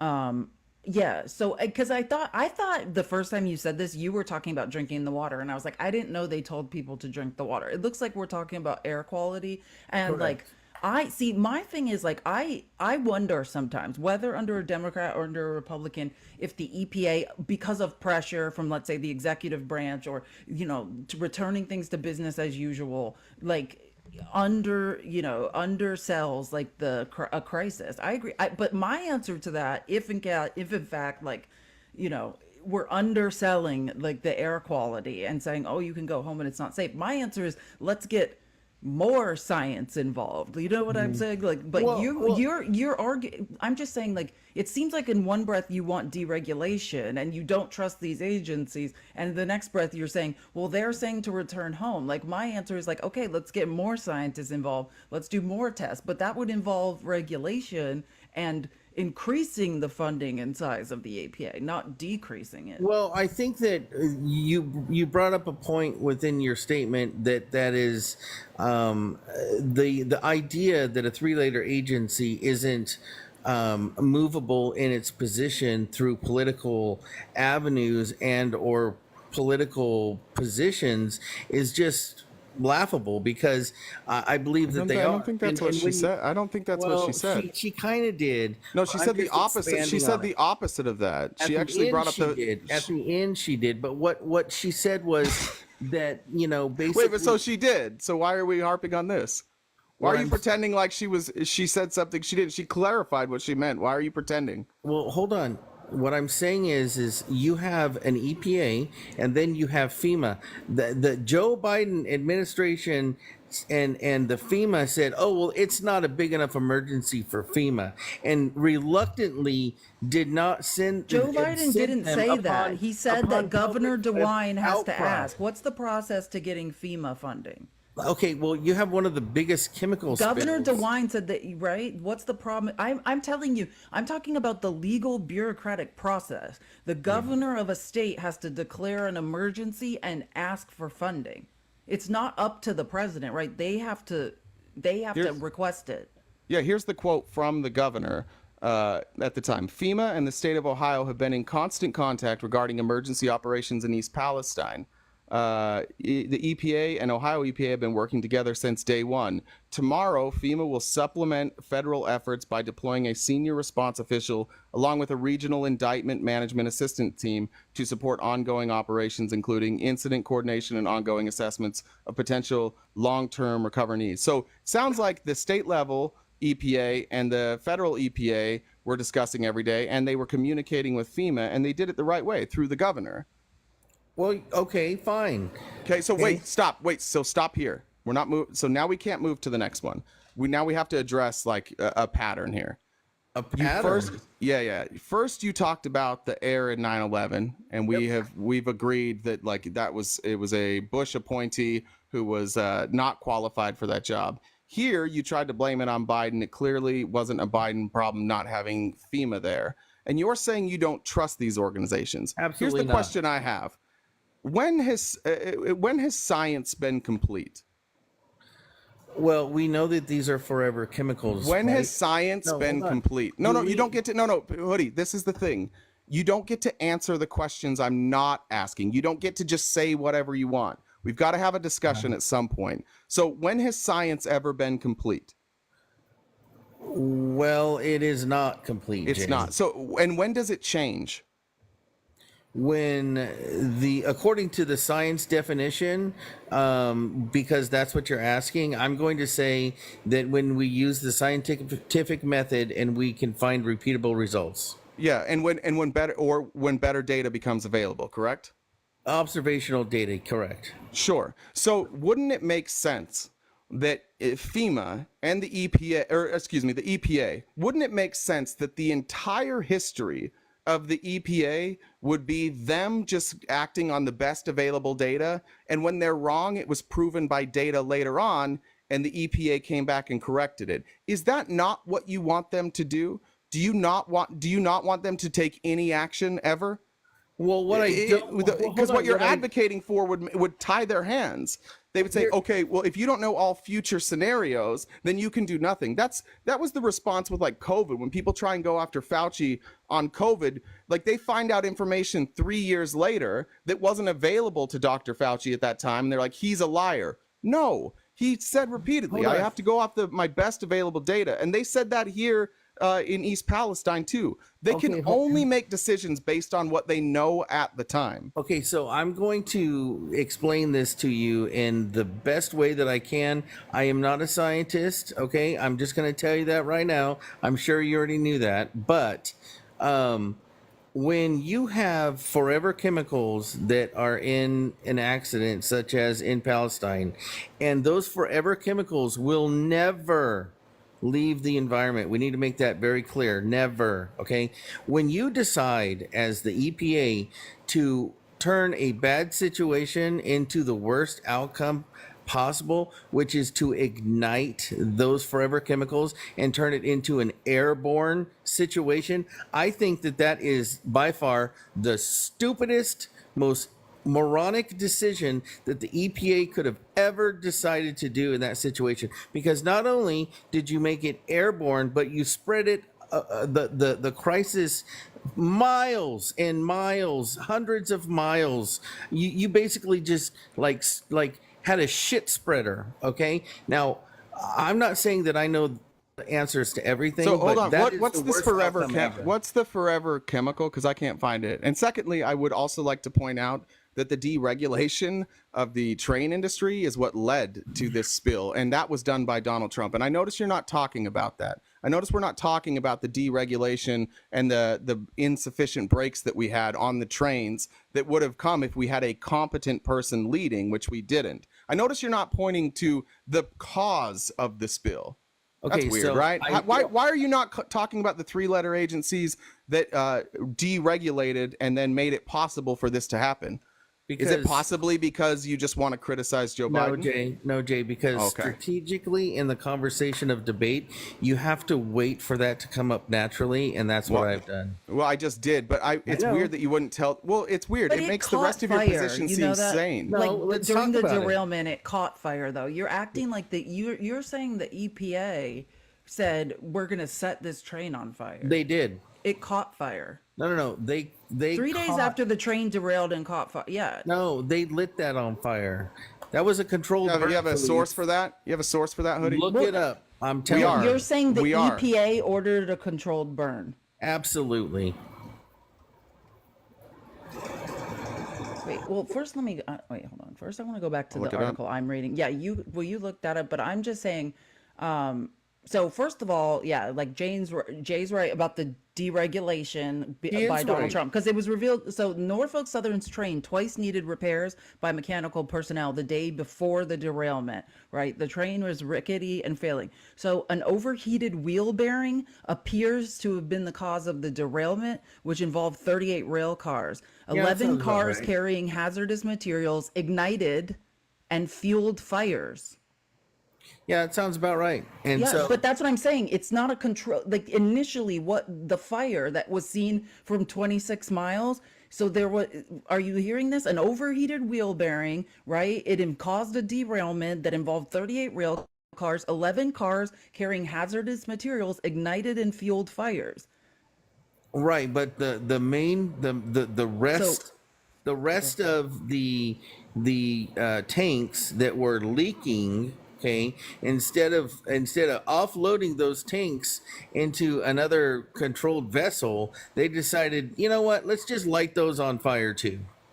okay, so because you do understand, because like it was, what is this called, vinyl chloride monomer, right? Yes. That Yes. the tanks, so the 5 cars that contained the vinyl chloride monomer exploded and caused a fire, and then you're saying after the initial fire that was burning, there was another fire that was started.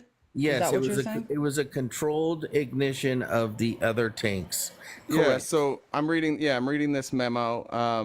They needed to get rid of the chemicals, which was the chemical. I can just read it actually. Vinyl chloride monomer. Yeah, because is this it right here? Because the Vinyl EPA chloride determined in 1987 that open burning of non-explosive waste could not be conducted in a manner that was protective of human health and the environment. Oh, The memo says the method is generally the least environmentally preferred treatment technology and consistent with existing requirements should only be available where there are no safe modes of treatment. What was the safe mode of treatment they had instead? I don't know the answer to this, but Yeah, do you there's know? not. Well, no. it would be of my argument that transfer of fluid from those tanks to another controlled vessel to be taken off site would be the preferred method. Now, is that dangerous for the individuals Here, doing that process? Yes, but it is far, far less dangerous than adding to a bad problem and making it worse. Wait, no, but you're wrong. So I found it now. I I'm found wrong. it. No, well, let me tell you let me say the specific part, because you're claiming that the EPA, right? Because you hate 3-letter agencies, and you're saying the EPA made the call, and it's called a vent and burn. That's what it's called, right? The controlled burn. It's not.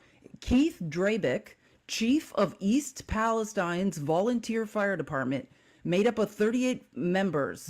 So a local chief in a fire department made up of 38 members, volunteer fire department, made the final decision to vent and burn chemicals. It's a local guy in the chief of a volunteer fire department. He said Thursday, and now this guy is saying that Norfolk Southern is to blame. Listen, he said Thursday that Norfolk Southern never told him that Oxyvinyls had advised. The Oxyvinyls is the company who own these chemicals, had advised that it didn't believe polymerization was occurring. Drabick said he, quote, kind of got blindsided when it came to make the call on a vent and burn. And here's the quote. Quote, I was met by the CEO and several other members, and one of the members said I had 13 minutes to make a decision of whether or not we were going to vent or burn because they were running out of daylight. I was very overwhelmed by that approach to explaining that to me, he said, according to the transcript. Drabick said Thursday there was a consensus. The railroad and its contractors were especially concerned with one tank of vinyl chloride for a vent and burn due to temperature, he said. After a meeting with unified command that included Governor Mike DeWine, he said, quote, we had to make that decision very quickly, and there were no objections or alternative means to control it, he said. Quote, the decision was made to go ahead and allow that process to happen to prevent that catastrophic failure of the railroad car.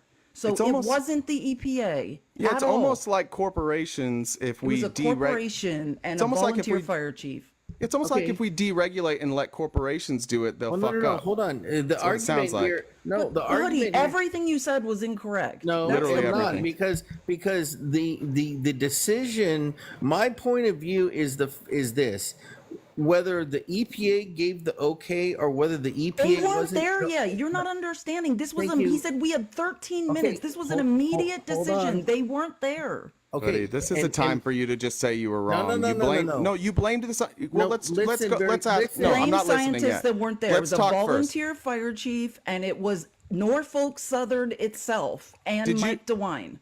Did you blame the EPA for this initially? I'm still blaming them. Okay, who made the decision? The fact that the EPA wasn't Who made the decision? Then you can move on. Who made the decision? She just read it to you. Does she need to read it again? Can I answer the question? Not unless you're going to answer it without diverting. Who made the decision? This is very simple. Was it the EPA or was it the railroad company? People other than the EPA. Was it? Okay, great. So the EPA is not at fault then, right? Well, actually, the EPA, How are they? the EPA, the fact that they were void in the decision is exactly why they're at to blame. That's so No, stupid. Hoodie, no, stop. think about this. They didn't Isn't- consult. No, Hoodie, I Oh, need to wait a explain. minute. It was prior to them even being You walked involved. into it, This was a Jay. game You time walked decision. into it, by the Hoodie, way. you walked into it. Every time No, you no. say that, Everything it's you said- untrue. It wasn't the EPA. They weren't even part of the decision making And process. why isn't the EPA involved in that decision? Because corporations, they deregulated the industry. Maybe we should have a regulation that says, hey, first of all, you need to repair your trains so derailments Okay, don't so- happen. Hold on.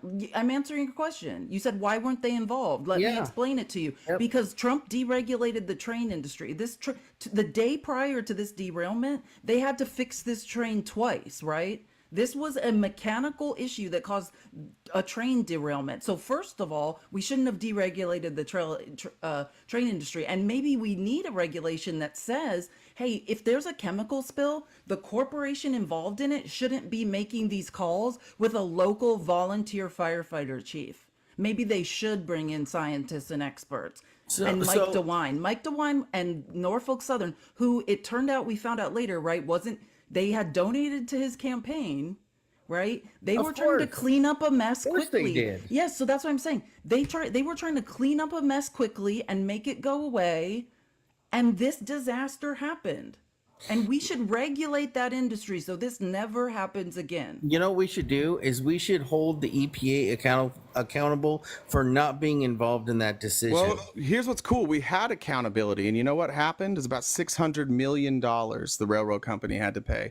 Hoodie, we covered this at the beginning of the conversation. When you said the EPA wasn't there on the ground, we explained why. And Felice just told you again, they weren't there. They were communicating with the governor. They don't get to just go wherever they want, right? That's the governor's call. And the governor, The EPA doesn't? Correct, yeah. Oh no, the EPA is. You think the EPA goes just? You everywhere. think No, they can you just have to call a federal. Yeah, you call. How does that work though? Which, by the way, I found that too. Like this was before. I have that up. So let's look at the date. When did this happen? On February 6th. Oh my God. Yeah. I just don't get this, dude. Like I'm really struggling with you.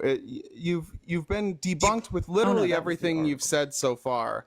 And you're going to leave this conversation where the EPA did nothing wrong, and you're still going to believe that we need to deregulate. No, Like what it does no, seem no, like no. no, I'm not done. It seems like no matter what information you're giving, you will revert back to whatever narrative you've had in your head. Everything you've said about this and 9/11, every single thing, every claim you've made, you've been wrong about.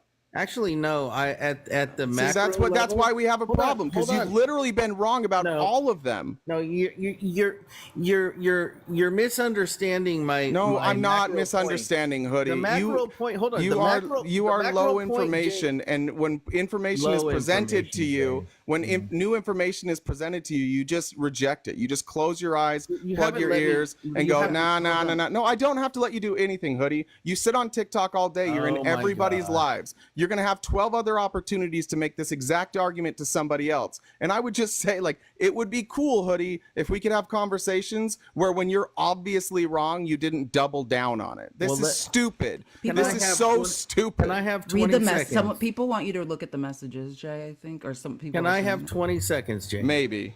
If you say something wrong, I'm going to cut you off. Okay, so my macro point is this: that the three-letter agencies are easily moved by the interests of corporate entities, and you look at 9/11, you look at Palestine, you look at the FDA, and some of the decisions that are made when it comes to the The FDA medications too? that is Now it's passed. the FDA too? Yes, Now we got to throw sir. that in. We're talking about the EPA. Stay on subject, No, please. I'm saying I'm talking about Specifically in this three-letter example, agencies. Hoodie, that's not what happened though. That's The three-letter issue. agencies Listen, that Hoodie, I we just are want to read calling this to you again. experts are He being said bought and paid Thursday, for. listen to me, that That's what I'm Norfolk saying. Southern, the train company, because they made the decision to vent and burn, and then this guy, the head of the volunteer fire department, said, Norfolk Southern never gave him all the information. That's where he's saying the disconnect is. Norfolk Southern never told him that Oxyvinyls, the company, so the company whose cargo,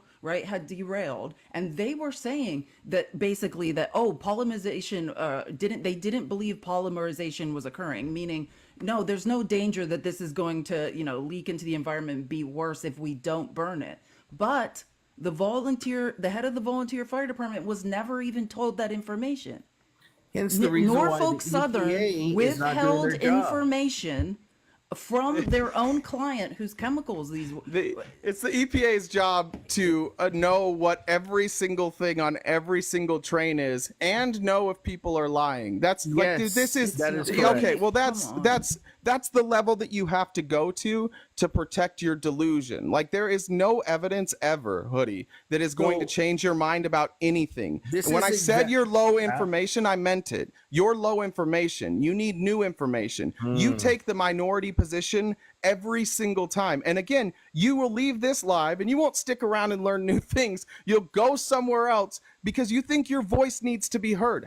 But you're wrong every single day. And I hope you come back, because when there's people that are on the fence and they're like, should I go with the right or the left? You make us look incredible. Like, you make our job so easy. It's so much easier for us to convince voters when you're here. So I appreciate you coming, Hoodie. You're and I welcome, hope you have Jay. a good rest of your afternoon. Thanks, buddy. Bye, Hoodie. Ashley says, what did the beach say to the ocean? What did the ocean say to the beach? Something about sand. What? Nothing. It just waved. It just waved. Good one. The secret, this is from Dawn. The secret to making government more efficient is to replace politicians with horses. Sure, every vote would end in nay, but hey, at least the housing market would be stable. Hey. That was yeah. Stable, multifaceted. nay, hey. There was a lot of things in there that apply to horses. I like it. Layers. What's your favorite brand of lollipop and favorite flavor? Blow pops, obviously. Probably strawberry or cherry. I do like green. I like green sour apple, but it's like, do you want to have a green mouth? You know what I mean? And then asked Jay, what's your go-to sweet or candy? Like, if I had a choice of like a sweet, like a fresh baked cookie. You said But- milk duds yesterday was but your candy- top 3.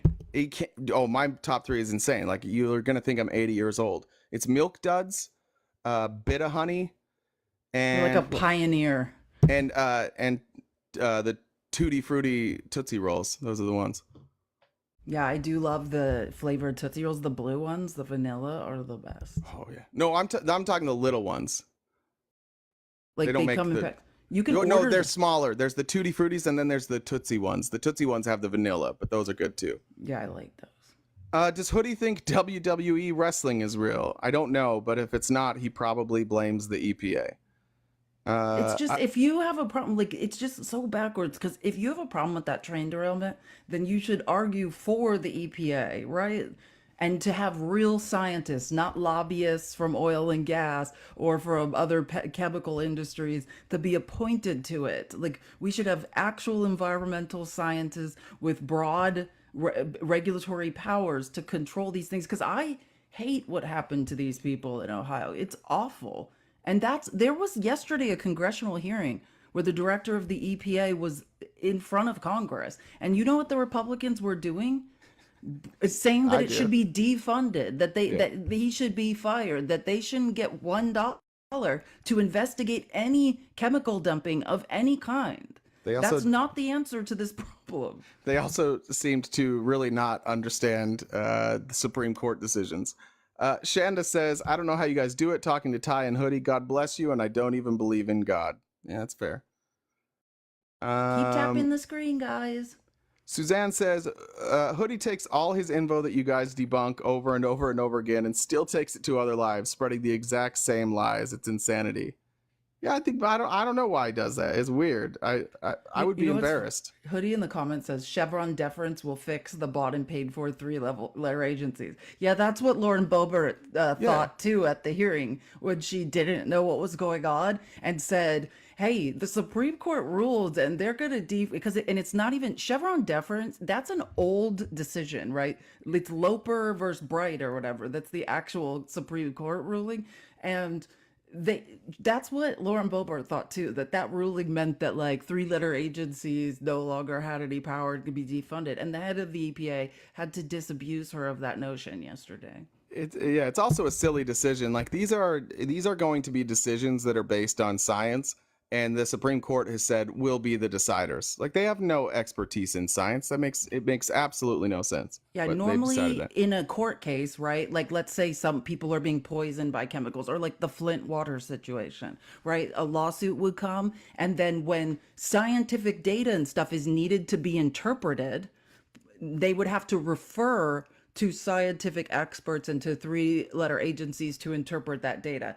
And the or the Loper Enterprise, whatever that case that overturned like Chevron deference, the deference to the three-letter agencies, basically says no, unqualified judges who know nothing of science could just rule on it. We don't have to refer to a scientific expert to explain or to explicate, the data, which is terrifying. And It's that's just one of so those. corporations don't have to pay fines. That's also one of those tenets of fascism, though, like putting the scientific decisions out of the scientists' hands, right? Making rulings. Then you obviously can see how with that ideology they could the judges could who have an ideological opposition to something like climate change or abortion. Now you can see how. I guess abortion probably wouldn't really come up in this sense, but things like climate change, they get to rule on their feelings instead of scientific data. Okay. The goal is to give the donor class and corporations all the power. Like if you see the federal government as a bad thing, you don't understand the only thing protecting us as people, right? Giving us bathroom breaks at work, protecting us from companies who spill chemicals and don't want to clean it up. Those are those three-letter agencies. That's what is protecting us from becoming a slave labor class with no rights, drinking polluted water and breathing polluted air.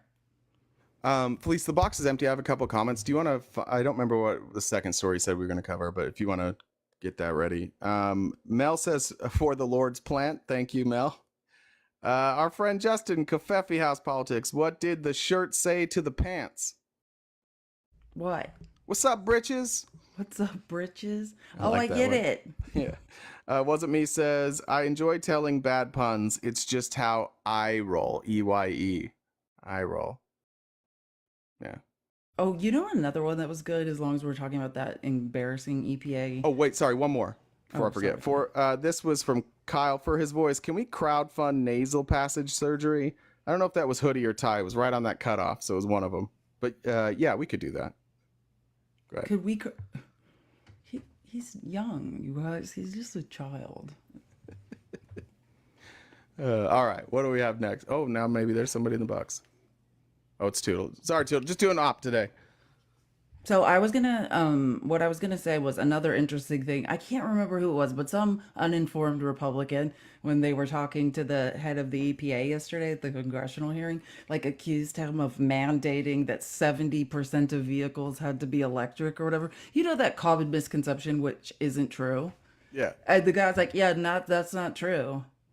And she's like, oh, well, I can't wait to go tell the people in Michigan. Oh, McLean. I think it's Lisa McLean. Yeah. Yeah, I it's can't Lisa wait to go McLean. tell the people in Michigan that that's not true. He's like, yeah, because it's not. He's like, do you think UAW and like General Motors and would have stood by me at a press conference if I was mandating that 70% of vehicles had to be electric? It was never a mandate.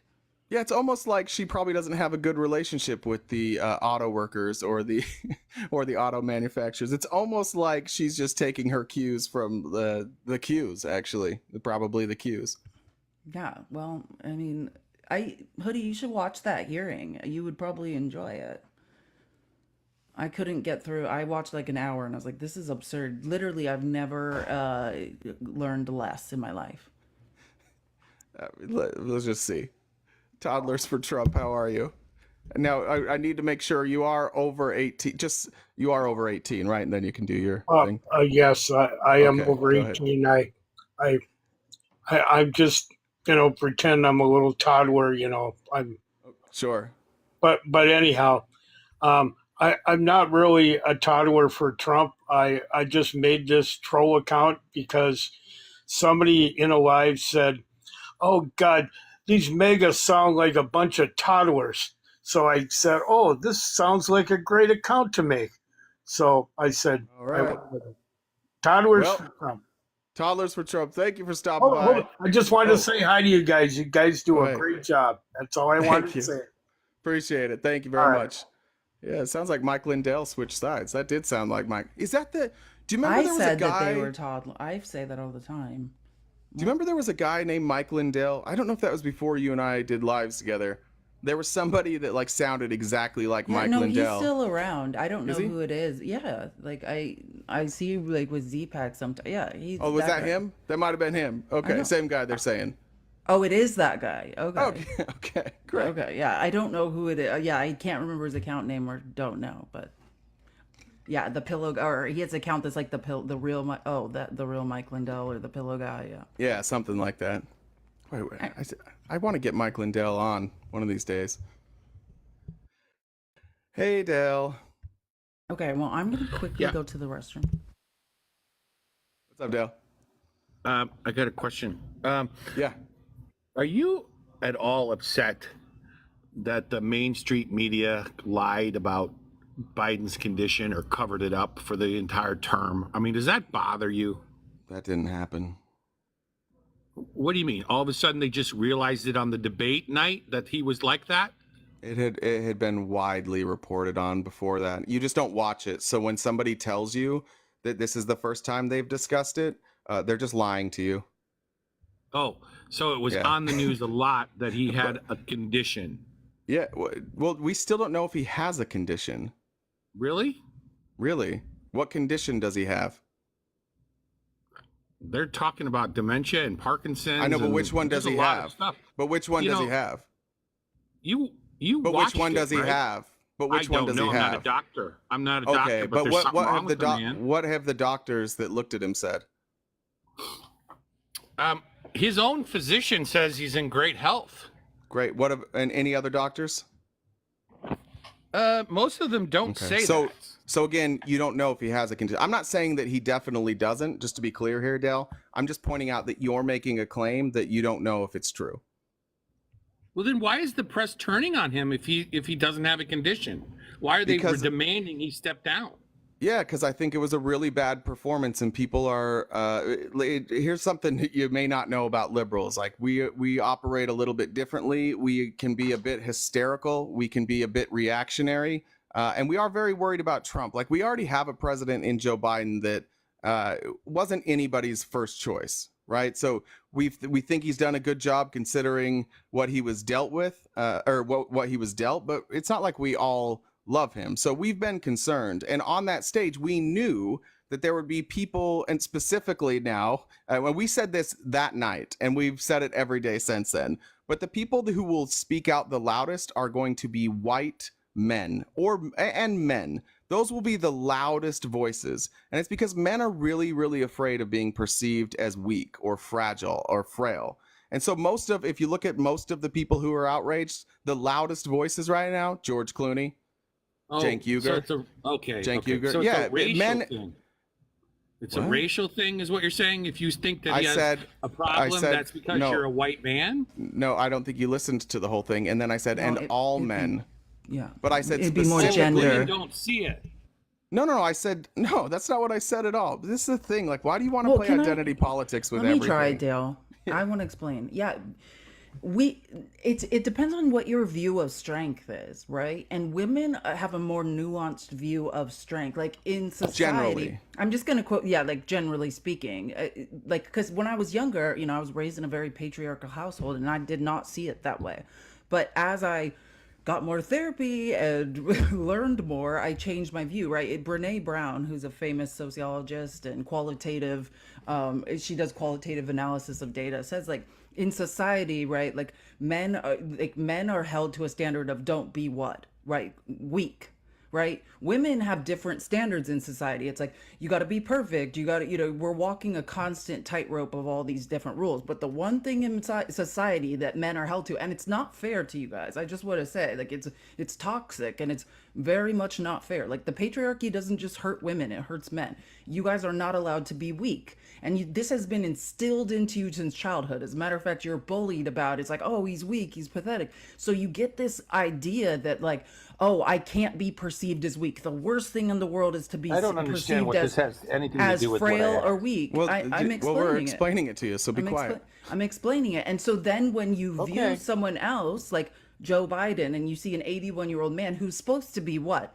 The representation of American males, right? The highest office, the president of the United States. This is the guy representing us. And to you guys, he looks frail and weak because by your standards, that's the only thing that matters. Present as strong. But with women, we don't see it that way. I see strength as vulnerability.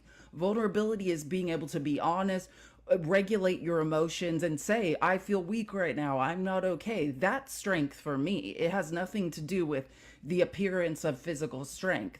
And this is in general, right? Like, some women do view strength like men do, and and some men are more have different views of strength. It's not black and white. I'm just saying it's nuanced, and that's the difference. And data does support this, Dale. And I could find the study, but immediately after the debate, any shift, it was predominantly male. It was not women who were shifting their ideas about Joe Biden. It was men. Okay. That's a good explanation, but I just wanted to know why all of a sudden the flip on the press, where they go from he's the smartest, sharpest tack in the Nobody box. said that. Nobody to said he's that. got to go. This is the problem, Dale, is that you watch are the Morning like, Joe? You're like the most easily influenced said person. that? Be quiet. You're one of the most easily influenced people I've ever heard of. Morning Joe has repeatedly covered the fact that Joe Biden slips up, but they've also said at times, so they correctly report it. And this is what I think all of you guys are so gross about. If Joe Biden goes out and he's like State of the Union, he was great at the State of the Union, and everybody said he's great at the State of the Union. And then he was bad at the debate, and everybody said he was bad at the debate. And you guys are like, see? No, that was accurate reporting. He was great at the State of the Union. He was bad at the debate. But your side of the news, no matter what he does, he's terrible. He's always, always terrible. So when you That's what you call cheap fakes. Yeah, so now what Cheap you guys fakes. think is that because you don't even know what we're saying, honestly. We're saying we're afraid Biden is going to lose to Trump. You're spinning pretty hard. Nobody is saying I'm going to vote for Trump now. Okay, so that was cheap fakes. When they pointed out that he was having issues, that was called cheap fakes. Yeah, cheap No, fakes. That's what they there call were it. What do you mean? brother. I There don't were know what that actual means. What does cheap cheap fake means? fakes. There were actual fake, and this is goddamn, dude. You're so programmable. I hate having to unprogram you. Are every you day. talking about Okay, AI? Is that Yeah, what let he me- means yeah, when he says it- cheap fakes? It was a right-wing No. story. Yeah, no. I'll explain it. Dale, what happened is there were press secretary actually Be called quiet. it Be cheap quiet. fakes. Be quiet. Be quiet. No, be quiet. There were Tell a me again how it's bunch. toxic, man. I'm gonna explain it to you, Dale. Just be patient.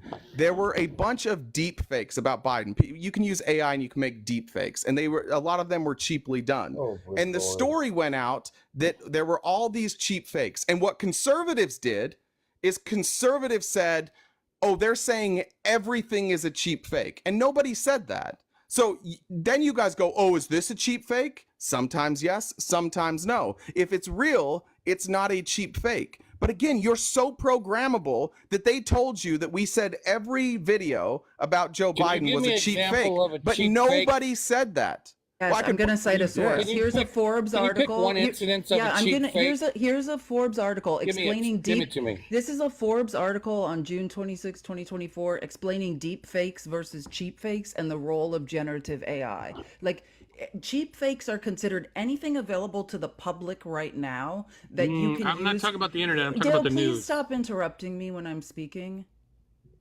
You're not even listening. I don't know if there's a point to this. I'm no longer speaking to you. I'm speaking to our audience. So don't interrupt me. So cheap fakes right now, what it's available to the public, and there's a X account that like makes these and shows the difference between what that, let's say the CIA or it has available to them to make a deep fake that you would never know, right? It's almost impossible to tell versus say someone gets catfish, I don't know who that could be, and someone makes a cheap fake and it fools them. Do you know what is available to us as the public now to generate AI are considered cheap fakes. They're not expensive and they would not fool.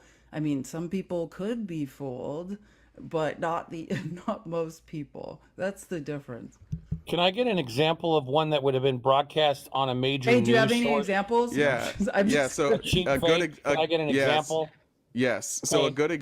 a good example is the video that they took of Joe Biden when he was in France, and they showed that video of him wandering off. Now, there were a lot of places what they did is they took the full frame and they just cut some of it out so you couldn't see the parachuters. And then the story went out that he was wandering around and had to be pulled back. But he wasn't. He wandered over, was talking to somebody, and then his aide said, "Hey, we're taking a picture," and pulled him back over. But because His they had aide? cropped, I don't know who that was. I thought it was an aide, wasn't it? No. Who was that? World leader from Italy. Went Oh, okay. over Well, and grabbed him. sorry. Went over I and thought grabbed him by the hand and brought doesn't him matter. back. None of that matters. I just assumed that Right, that would have none of been it a handler. matters. Yeah. Well, I would just assumed that would be a handler. That doesn't matter. But what does matter is they No, cut that's it another out. world leader. It doesn't matter. It doesn't matter to this story. They cut the frame out so you couldn't see the parachuters. Right? So when the story went out that he just wandered off to stare at nothing, that wasn't true. He walked over and was talking to them, giving them a thumbs up. Because more So parachuters or paratroopers, we should get the name right. Paratroopers yeah. had landed behind the group. Dale, let's get it right. More paratroopers had landed behind the group than in front. Okay. And Biden turned around to address those people. But I just want to say, for the terms of a cheap fake in AI, when we're talking about a deep AI fake versus cheap fake, that is not an example of one, right?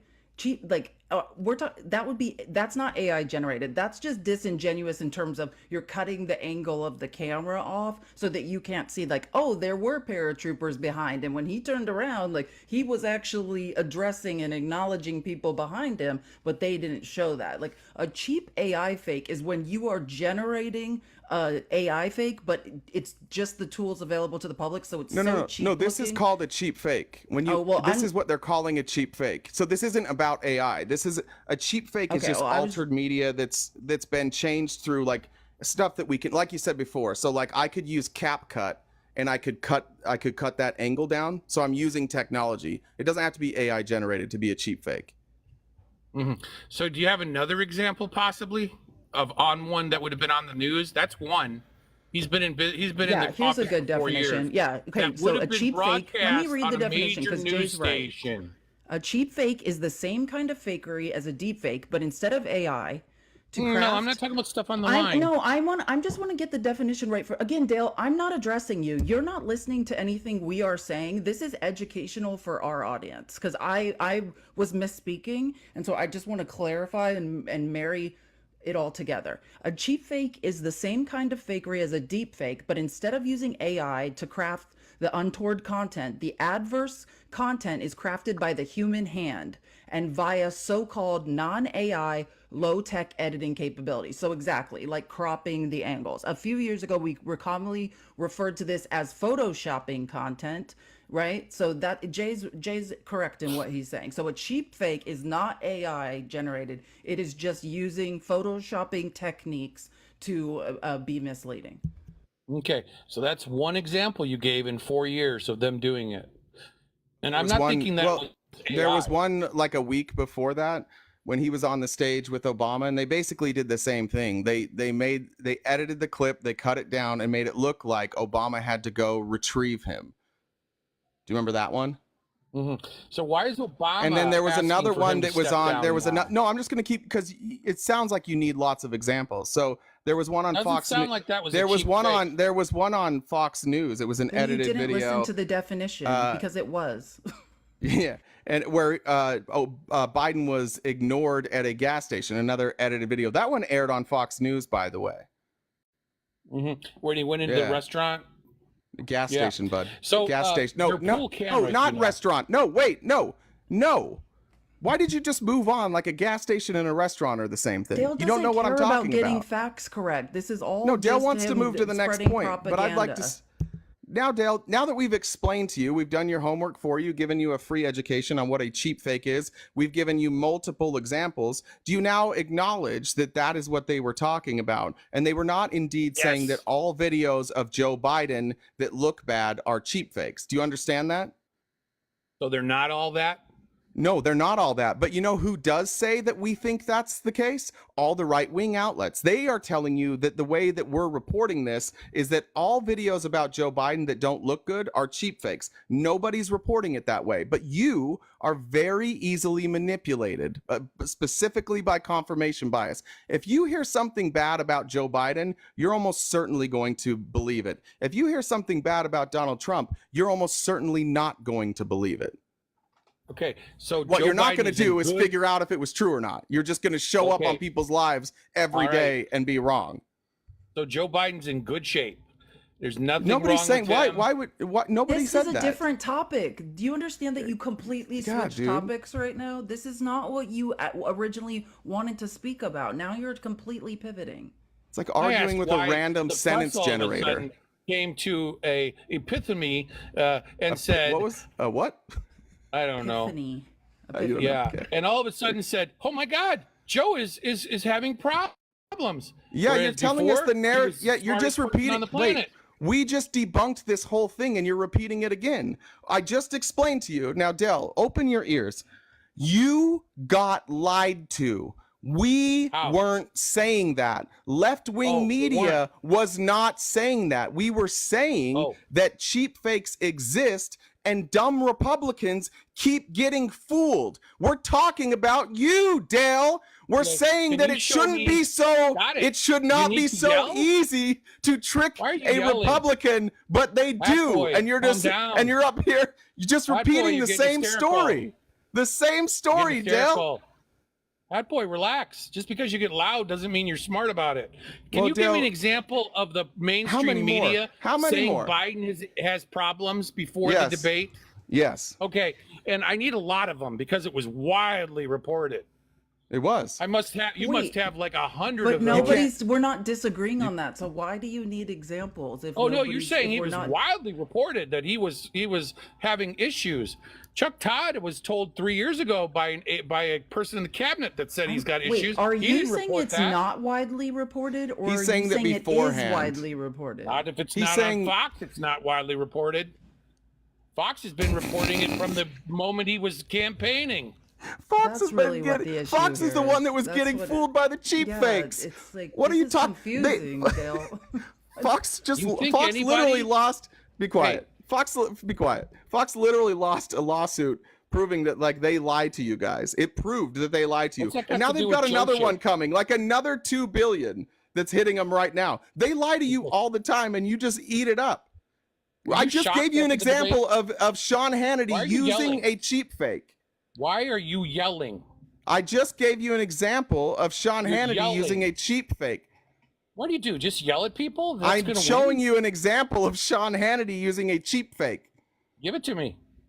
I already gave it to you No, like 5 that's what minutes we ago. just did. God Oh, damn. the stage. This walk is off what. the This is stage? why I'm shouting. This is The why I'm walk shouting off the because I don't like stage? having to say the same thing 12 times and you keep Are you talking asking about the Obama same taking question. him by the arm and walking him off the stage? No. Is that what you're talking No. No. All right, Dale. I'm done with you today. You don't listen, dude. I can't. You You're just yelling. don't listen. Dale, you're disingenuous. The point is you just want to come up here and repeat over and over that either Biden has cognitive issues or that the media I is guess he disingenuous. doesn't. We're trying to follow a line of logic with you, and then Yeah, every it's time we toxic try, we men. realize the point is not that, right? The point is just that you want to just say over and over. One, you think we just showed you an example of Fox using a cheap fake and lying to you. Then he used an example of a lawsuit where Fox had to admit for years they proliferated the big lie and had to settle, right, with Dominion. And then he said in the future, this is coming down the pipeline, which is true. The Smartmatic lawsuit being backed by another billionaire is about to decimate Fox again, right? So we're giving you examples of Fox being disingenuous, and you're saying that Fox is the only one reporting the truth. And then you pivoted again to Biden being having cognitive decline. So he's going to say toxic masculinity. Here it is. Mainstream media was reporting it wildly that he had problems. I would like examples of that. Yeah. So when he had times when he stumbled over his words, you don't think anybody covered that? No. Oh, well, go look it up yourself. I'm not doing all your homework for you today, Dale. It should be obvious. It should be reported wildly. Dale, what do you think? I have. Are you saying wildly or widely? He is saying wildly. I said widely. He keeps saying wildly. Okay. It's not being reported. Confused. Thank you for that. Sure, Here's it's a not, really Dale. good example. No, Here's thank a really you. good example. Morning Joe. You used the example yourself. Yeah, Joe Scarborough. Joe Scarborough has been reporting it. And if you've heard me, I've been critical of Joe Scarborough, right? Like that. I mean, to say that nobody on the left has reported these things or these concerns haven't been raised, I don't know what else we've ever talked about. Like, my complaint is that all we talk about is Joe Biden's mental acuity. That's it. No, he has the record to beat Trump. Nobody recovered from COVID better than Joe Biden did in the developed world. He was number one of all world leaders. If he's in cognitive decline, even in cognitive decline, he's doing it better than every other country. Like, but we don't hear that narrative. All we hear is, oh, he's wandering around being number one at recovering from the pandemic. Yeah, and look, this is the position they all try and take. Like, in order for them to make us look bad, what they have to do is pretend like they create this straw man and pretend like we didn't ever talk about this before. Of course, like, have you not watched specifically our program? Have we not talked about Joe Biden over and over long before the debate? I was on a podcast that morning and they asked me how I thought the debate would go or what Joe Biden needed to do. And I was like, look, it's going to be late. He's going to be tired. Like, it could be a real problem because he could slip. He could stumble over his words. Trump's also good at like goading people. This could be a real problem for him. We all knew this was a possibility. We all knew this was happening. Like, in order for you guys to look right, you have to position us in a position we never took. That's the problem with the argument here. Like and the real reason is because you want to vote for Trump. You want us to vote for Trump. And you still think that we would vote for Trump even if Biden was a cognitively declined, if he couldn't speak, if he couldn't move. We still wouldn't vote for Trump. But that's your best argument, and it doesn't work. I see... let's see. I see PEIK. I see anti-MAGA, anti-leftist. All right, we'll try that. Oh, sorry. Jen brought someone up. Oh, shit. Now we set them both drop down. I'm sorry. Jen, you're in control. Both of you guys jump back in the box, please. That was 100% my fault. We'll take the blame for that, and we'll just do one at a time. Sorry, Jen. Let me check messages. I think, yeah, and I don't know. I think that Trump gets such favorable news coverage as well. Like, why is no one reporting on the Trump and the Epstein connection? Like, there are things, and again, I think it was, God, I can't remember. I forgot his name. Drew in the comments who kept saying over and over, I'm glad the left is finally seeing corporate media. I wouldn't say that this is the first time. I think many people for many years have had issues with corporate media, right? Like, so I don't think it's the first time, but I do think if you watch many news organizations, the way in which they cover news, you do notice discrepancies, and you can usually tie that to like who advertisers are at different corporate influences or the donor class that owns stock in that company. Like, I do agree it is a problem because I don't think we're always reporting on the news that needs to be reported on. It's also important to recognize that we talked about yesterday. Like, that is the tool of fascists. Call everything that doesn't that you don't like fake. People can say whatever they want about corporate media, but those are actually some of the most honest of the news organizations largely. Those are people like they get in trouble if they lie. We saw that with Fox News. So they can spin, and if you have like an opinion show, you don't have to tell the whole truth, right? You can share whatever you want on an opinion show. But if we're talking about the people actually reporting the news, the actual news is reported in a very accurate manner. They're supposed to. I think what sometimes you guys can confuse for news is commentary, right? Like Rachel Maddow isn't news. Rachel Maddow is commentary. Sean Hannity's not news. Sean Hannity is commentary, right? So if you're watching an opinion show and you go, oh, they didn't tell the whole truth and you're mad about that, like go watch a different opinion show. But that's kind of how they operate. Okay. That's how we I'm operate. just We gonna don't push share back everything. briefly though, because I think you can have an opinion show. Like Rachel Maddow is an opinion show, but she reports facts. I can name hundreds of times Sean Hannity outright told lies, Fair like enough. did not report on the facts and then give his opinion. And I think that, like, yeah. So I don't think it's both sides in that sense. I think that on MSNBC you do have to be factual and then share your opinion. Or you're run out of there. That's why when Ronna McDaniel was hired as a contributor, like people, they all threatened to quit. They're like, we're not working with somebody who will not be honest to save their life. And Fox News, and this is the truth, we can say Fox News was held accountable. Fox News was held accountable one time by who? By a corporation who could afford to mount a $1 billion lawsuit against them, right? So they're not being held accountable for day in, day out lying whatsoever. Yeah, I guess the reason I brought up Rachel Maddow is just because if you're going to talk about lying and if you had this discussion with a Republican, they're going to bring up like not telling the whole story. And I also don't think that's lying. I don't think you have to show both sides of the position. If you have a position and you have evidence to back up your position, that's how you do it. So that's the only thing I was saying. I wasn't saying that they were purposely lying, but on a commentary show, you can expect that the person running the show is probably going to give you their perspective from their political point of view. So it's not going to be like, here are all the facts about everything and you figure it out. That's not what commentary is for.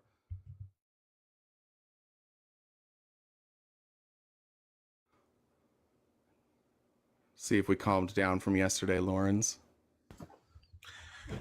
Hello, hope Hey. you're having a good day. Yeah, what's up? Well, I'm obviously going to vote Trump. I think he's going to win, and I also want to say something that's probably going to shock you. I voted Doubt it. twice for Gavin Newsom, and I live in a very red city in a very blue state. But I don't. California, I'm guessing. Yeah, Yeah, good guess. thank you. You must have gone to college or something. Oh, briefly, yeah. Yeah, I can tell. Anyway,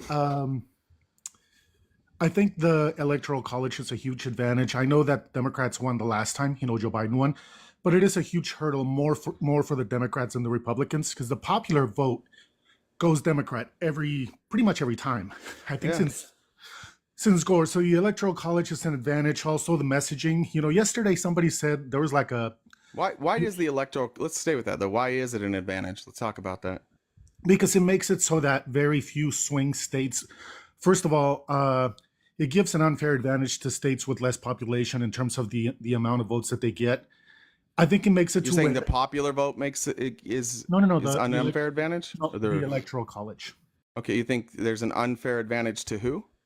Two smaller states, for Okay. example, the whole Midwest. And so I think that. But they get less votes, right? It's based Yeah. on the amount of votes you get are based on your population.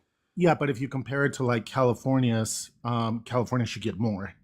Oh yeah, I However- agree with that. And also it makes it to the where the same swing states seems like decide the election every year or every 4 years. Yeah. And so I don't like that. I wish the country would decide it more, but I also think So what'd you say? Go back to the popular vote? Or just go to straight popular vote? I would say popular vote's better, but I agree. But I'm okay if they change it or not. I don't, it doesn't. It's not Or like a ranked big- choice voting. Yeah, like the truth in this country is that if Republicans were not able to gerrymander and rig elections through gerrymandering, they would never have power. And I think that's a real problem when a minority position gets to have more power than they should. Like they don't represent a majority of the people almost ever. and yet they have power. Can I read some data that will be interesting to the conversation? Sure. Go ahead. This is okay. So this is an article. If anyone wants to look it up, it's called "The Astounding Advantage the Electoral College Gives to Republicans in One Chart." So this basically says, so the study, and there's a hyperlink to it, but by 3 economic researchers at the University of Texas, quantifies just how often the Electoral College will produce an inversion. That is an election where one candidate wins the popular vote, but the other walks away with the presidency. The numbers are simply astonishing. In modern elections where one party prevails by just 2 points in the two-party popular vote, inversions are expected in more than 30% of elections. That number rises to 40% in elections with a 1 percentage point margin. Republicans, moreover, are far more likely to benefit from an inversion than Democrats. In the modern period, the study suggests Republicans should be expected to win 65% of presidential contests in which they narrowly lose the popular vote. That's, yeah. This advantage shift can shift elections where the Democrat was clearly winner in the popular vote. A 3.0 margin favoring the Democrat, the study concludes, is associated with a 16% inversion probability. In other words, Republicans will win nearly 1 in 6 presidential races where they lose the popular vote by 3 points. That is sick. Yeah, it's an advantage. Hey, I don't know the host's name, so I'll just call him RTP. Do you want me to regurgitate everything she said, just so you know I'm not misogynist? No, it sounds like we're all on the same page. That's I fair. appreciate you That asking, was though. funny. Thank you. Okay, just making sure. Also, the other thing I want to say, yesterday somebody said Republicans fall in line, Democrats fall in love.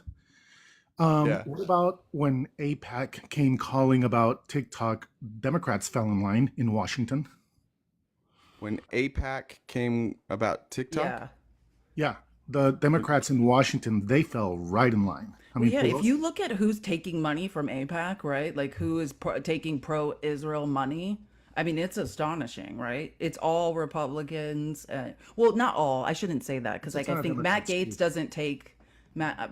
There's a couple Republicans who don't take money, but yeah, I will say to you what you're saying. I was astonished, right, at how many Democrats who appeared to be like very progressive on this one issue sort of went away from their beliefs and stopped protecting the First Amendment. I found it astonishing. I think it showed. I thought when we were talking about that, though, we were talking about the voters, right? No. Not necessarily No, yeah. the elected officials. No. When we were talking about falling in line versus falling in love. You were, but I was just saying that the opposite of that it doesn't apply to Washington representatives Well, and senators. that's about money incentives, right? Yeah, Not and just I, about. I think it shows the hypocrisy of the Democratic Party that is supposed to be about, the middle class and the workers. And then, if AIPAC comes calling, they're just going to vote whatever they're told to vote. And that's the fact Okay, of but the matter. again, we're talking about money incentives. Yesterday's conversation was different. We were just talking about Republicans fall in line in terms of whatever the blemishes of a candidate are do not matter. At the end of the day, they will hold their nose and vote in lockstep. But yeah, I agree. If you bring in financial incentive and start motivating people through that, yeah, like who people are, and the choices they make definitely will vary. I also think the messaging is better on the Republican side. That's why Republicans fall in line. I do think the Democratic message is a little bit divided. You do have a more diversity of voices over there on the Democratic side, and that makes it harder to unite people. That's a huge disadvantage. I mean, Republican messaging is like very simple. Religion. And why is that though? Because there's critical thinking going on the left. Like it's famously like herding cats, right? Like you're right. No one does agree, and they don't have to because free thinking and critical thinking is allowed. With the Republicans, you get an email every morning. Here's your bullet points. Here's the messaging. Hit it. And to your point, I'll give you. And I do believe there's more critical thinking on the left. The right has religion that really, really impacts critical thinking. And so I think that even, for example, the Mexican president that just left, AMLO, I remember a couple of months ago, 3 months ago, maybe, Like I saw the talking points for us. Like I was supposed to hate this guy, and I didn't know why. I was like, why am I supposed to hate this guy? I don't even like. He's the president of a neighboring country. Then I looked it up and found the lithium stuff and any sort of social, you know, has some, Exactly. Yes, you know, the so Senate Republicans demonized that man for not giving up the lithium. now, do you think that by the same token, when Lindsey Graham came out, I don't know, a couple of weeks ago and said, "Hey, there's $12 trillion of natural resources in Ukraine. That's why we're doing this. We don't want to give it to China and Russia." Lindsey Graham said that. So does that not put Joe Biden's motives into question on Ukraine? I Oh don't think yeah, so. well, it depends on.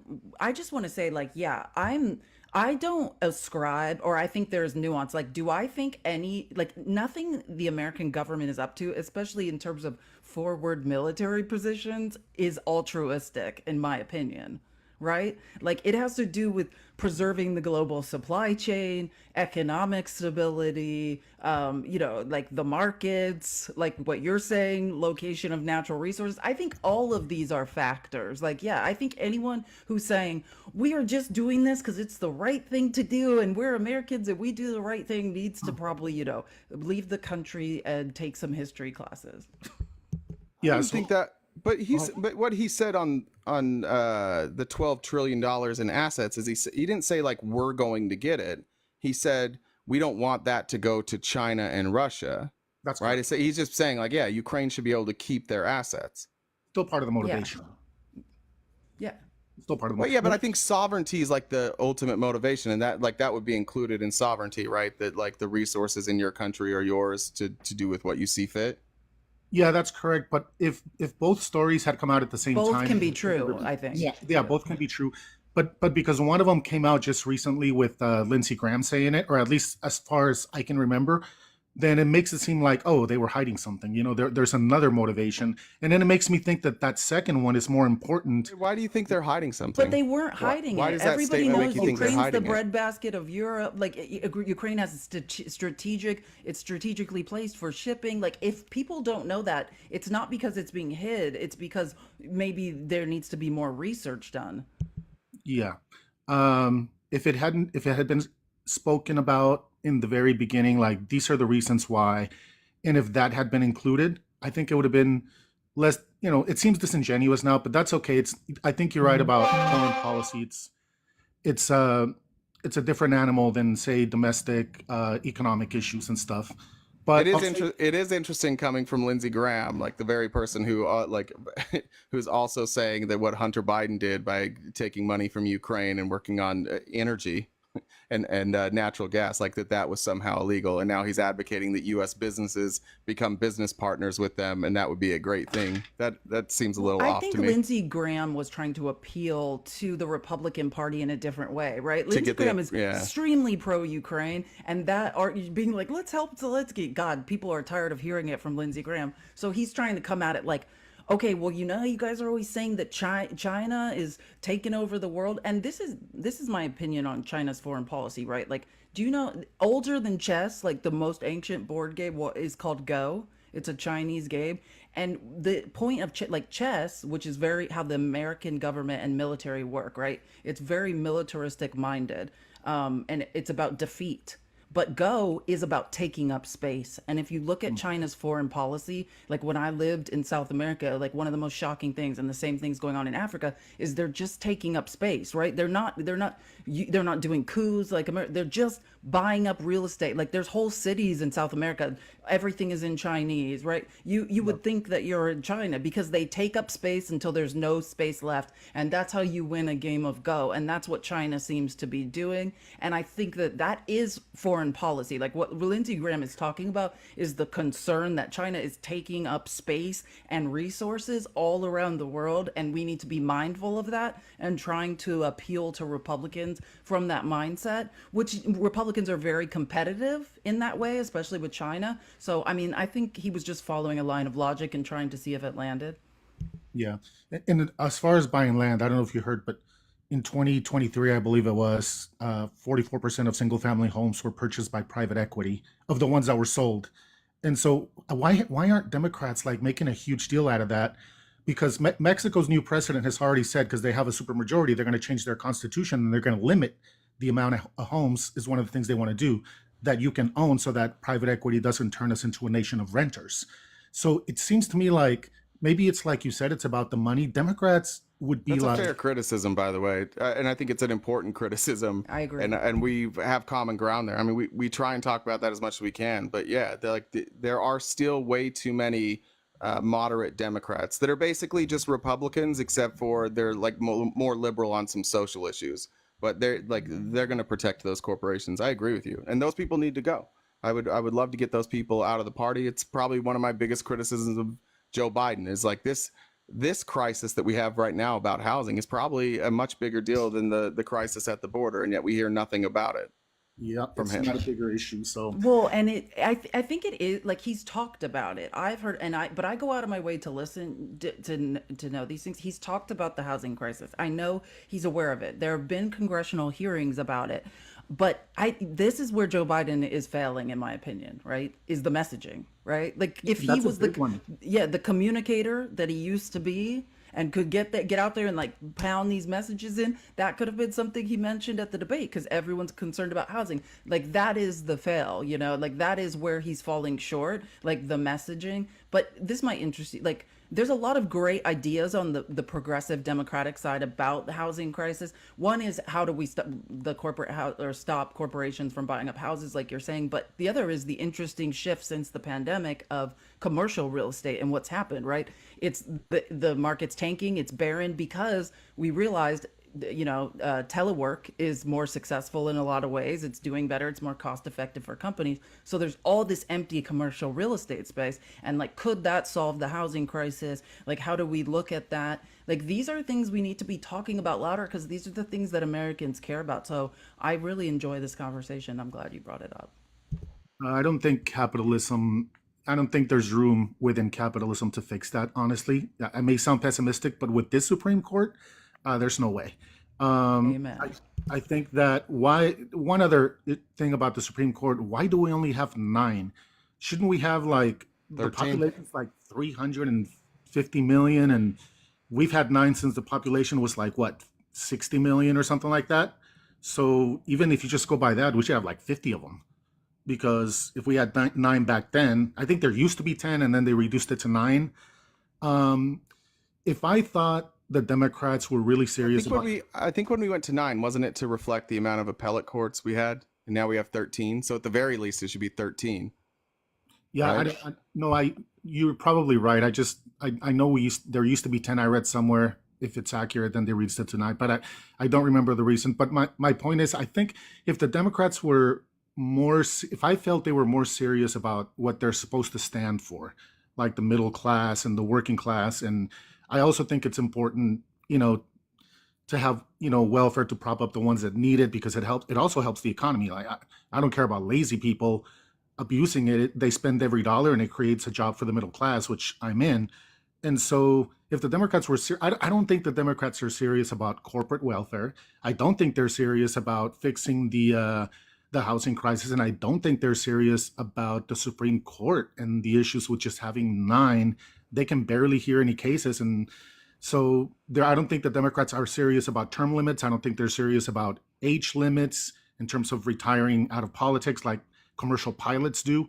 Because if you're not qualified to fly a plane at 61, you shouldn't be running the country. Well, Biden's not. Biden is an institutionalist. You're correct. I mean, and I haven't heard him speak about it recently, because so much more of the Supreme Court has come out. But one of the last interviews I saw him really address it. He had like a sit down with Nicole Wallace on Deadline White House for like an hour and a half, and they were just kind of talking about it. And that's when, I mean, he's an institutionalist, and his goal when he decided to run in 2020 was like, I need to, bringing people together, and it wasn't about shaking the institution. So I agree. I think it's just a case for, we have to, like what we saw happen in the UK and France. Like there has to, like we have to drag the left, right? Like we have these neolibs.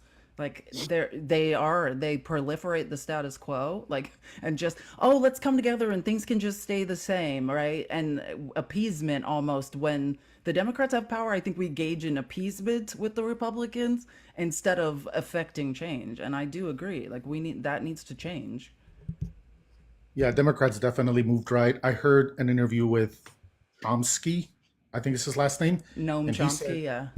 he said that in the 60s and 70s, definitely Democrats were more liberal, but even from the 80s and 90s, they moved to the right. And so to me, honestly, that shows weakness. And I know RTP is not going to like this, but the way they got duped with the Supreme Court nominees, that shows weakness. If the Democrats were more like the Democrats in California, where they're serious, they get stuff done. Gavin Newsom, he can do a lot of good things. What did you mean when you said duped? What did you mean by that? Well, when remember when they got You mean when they waited on. McConnell would just refuse to do anything? Is that what you mean? Yes, exactly. When wasn't there a situation where McConnell wouldn't appoint because they had the It Republicans was had. Merrick Garland. So they appointed Merrick Garland, and because Republicans could block it, they're just like, yeah, we're going to block it because it's an election year. And then they got up there and they're like, don't worry, if this happens when we're in power, we won't do it. But I don't know if it duped is the right word. It's if Democrats were able to get past that, they would have. They couldn't. It was just a dirty political trick. I think it was more about sheer numbers. I didn't think it was that they got tricked. I think everybody knew exactly what they were doing, and nobody believed that they would do it if the tables were turned. I don't think anybody was under any impression that what they were doing was above board. Yeah, I don't think also that the Democrats would have done the same thing to the Republicans if the tables were turned. I just think they're soft. Well, no, they tried actually. In all fairness, they did try. When this came up in Trump's final year, that was Coney Barrett, right? Coney Barrett. They tried. They said, look, you guys made this rule that in an election year we won't confirm somebody, but again, Republicans had the numbers, so they just pushed through it. Yeah, and they also struggle to get Munchin in line. And what's the lady from Arizona? But, Yeah, but don't you want to hold Trump responsible for Mnuchin for bringing Goldman Sachs? It seems like you're saying like the Democrats aren't countering these moves strongly enough for me, but you don't hold anyone accountable for their shitty moves. You know what I mean? Like, why not blame the people? I do agree with you in terms of because I've lived this. You have to become a monster to defeat a monster. But like, if the Democrats become monsters, I agree with you, but I want them to be monsters because they have to deal with China and they have to deal with Russia. So I want them to be super cutthroat, and I don't care if they do it to each other. foreign policy is different though, right? Yeah, Like we're in domestically inside a country, there needs to be some bipartisanship and some working together. How we treat China is completely different. But I think it shows. I think it's like who you are as a person, your character. If you're pulling dirty moves on the opposing party when you're in Congress, like to me that shows a certain, you know, willingness to be cutthroat and deal with China and be dirty with them too. You know, I don't think you're gonna have somebody You're like. saying I like that Trump's a liar and a criminal because then he'll go lie and crime in relation to China. Come on. I think that he'll try. I don't know that he'll Yeah, be successful. can but I be honest? This is what it feels like. There's a guy on here that used to hang around. I'm trying to forget his name. His voice would put you to sleep. There's a guy that would like claim he was a leftist. He made all these same arguments, and I think that's what Felice is pointing out. Is yeah, like you can critique the DNC, and you're good at it. You know, like you're informed. But like in every one of these instances, the worst option is the Republicans. Like it's a worse option, and yet you're saying like, oh well, let's just give it to the Republicans because Democrats aren't perfect. So then, well, I'm just going to vote for the opposite. That makes no sense.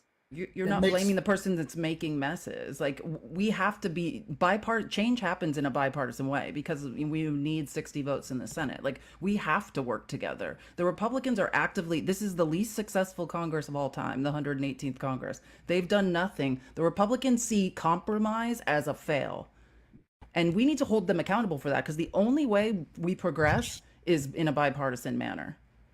Guy Fawkes, they all nailed it. They all knew who I was talking about.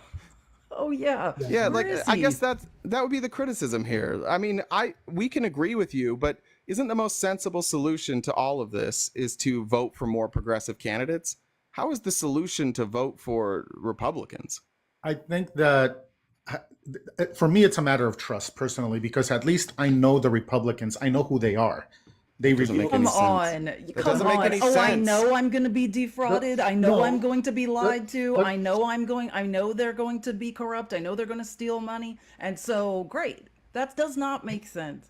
Do you expect? I mean, I just don't expect politicians to tell me the truth. But I'll say this: I don't Okay, believe but Democrats will ever nominate okay, true I know, but no, no, progressives no, no, no, no, like no, no, no. We're not going. I know this is what you want to do, and this is why I'm a little annoyed right now. Is all you want to do is badmouth Democrats right now. You're a It's just easy, yeah. Republican. You're a Republican operative. Well, it's easier to badmouth Republicans, but you haven't said a word about that. This is just sounds like you're like a high level Republican operative where you can come in and you know our talking points and you want to cast doubt. And I think that's probably what you are. Do you I want me think to you're tell you? somebody who's trying to get people to not necessarily vote for Trump, but to be disenfranchised with the DNC. That's what it feels like to me, because everything you're saying doesn't make any sense that you would spend all this time complaining about Democrats for not stopping Republicans and then not talk about the things that we didn't stop. Like, obviously the stuff we didn't stop is bad, but the people perpetrating those acts was worse, right? Yeah. But Okay, so let's talk about the GOP now. Not What are the but. problems that you Not see with the but. GOP? You won't hold the GOP let's talk accountable about for yeah. anything. Let's talk about it. Okay, let's talk Okay, about the I'm gonna tell you GOP what's wrong and with the why they're GOP. worth. Yeah. Hold on, I'm not done. Why they're worth voting for, but you're not allowed to talk about the Democrats. Okay, I'll give you what's. Do you want me to tell you what's wrong with the GOP or what's right with the GOP? Tell me why they're worth voting for. Okay, I trust the GOP not to tell me the truth. I know I heard what you were saying about the cheap fakes and all that, but I trust them to get stuff done. I don't trust the Democrats to get stuff. I don't. But the get what GOP done? I just said the Get what 118th done? Congress, which the Republicans are in control of. The point is to not get stuff done. Yeah, because there's a So Democratic that's not precedent. true. There's a Democratic precedent. Like, it's hard to get stuff done when you don't have. Oh, now one we're party nuanced. controlling- So now we're nuanced with the Republicans, aren't we? Well, I have See problems how with the you Republican suddenly have Party. discovered nuance? Yeah, your line They of have logic they have collapses. weaknesses. I could tell Yeah. you right now what they are. What did they get done? What did Donald Trump get done? A tax cut? Yeah, tax cut that helped. Yeah, and was that businesses. good or bad It was good in your for- mind? Was bad. Okay. As a small business owner, it was good, but for the country, it added trillions to the debt that we were lied to about whether or not that would be paid back with the revenue that it brought in. Okay, Correct? cool. So obviously you would vote for somebody who lied right to your face. You just said you trusted them, and yet here you are talking about a lie they told you. I trust them about who they are and not who they tell me they are. Yeah, so you trust but- them that wait, they don't say that they're liars. None of them get up there and say we're liars. I just expect them to be because they're politicians. Okay, great. Democrats That's do. fine. So they're going to lie every time, and Democrats are going to lie some of the times. Therefore, I'm voting for Republicans. Is that what you're Yeah, saying? and Republicans push their agenda. Democrats, when are they going to Yeah, do but something you about don't that? want their agenda. No, on a national level, I'm a Republican. I want lower taxes on a national level. On a So state you don't level, okay, so you don't care that lower taxes will hurt the country as a whole. it And depends the on who same, you're then he'll lowering it for. complain about the deficit. It doesn't make Well, you you're, just you're said that. fiscally responsible. Well, yeah, it You depends can't how have who it you're both saying. ways. You said the tax cuts were bad for the country. Oh yeah, the way Trump did them. Yeah, they added trillions to the debt. Is there a different way to cut the taxes? Yeah, you could cut it to different people. Like you could have cut it to the middle class more. So Okay. that you could also make corporations pay some. It Some of doesn't. them That don't sounds pay an awful lot like the Biden proposal. Really? Did Biden raise taxes on the corporations? No, I said the proposal. He can't raise he can't do anything about taxes unless he can get Congress, right? Is he going to get Congress? I think so. Yeah. But either way, either way, you're saying I agree with Joe Biden, therefore I'm going to vote for Donald Trump.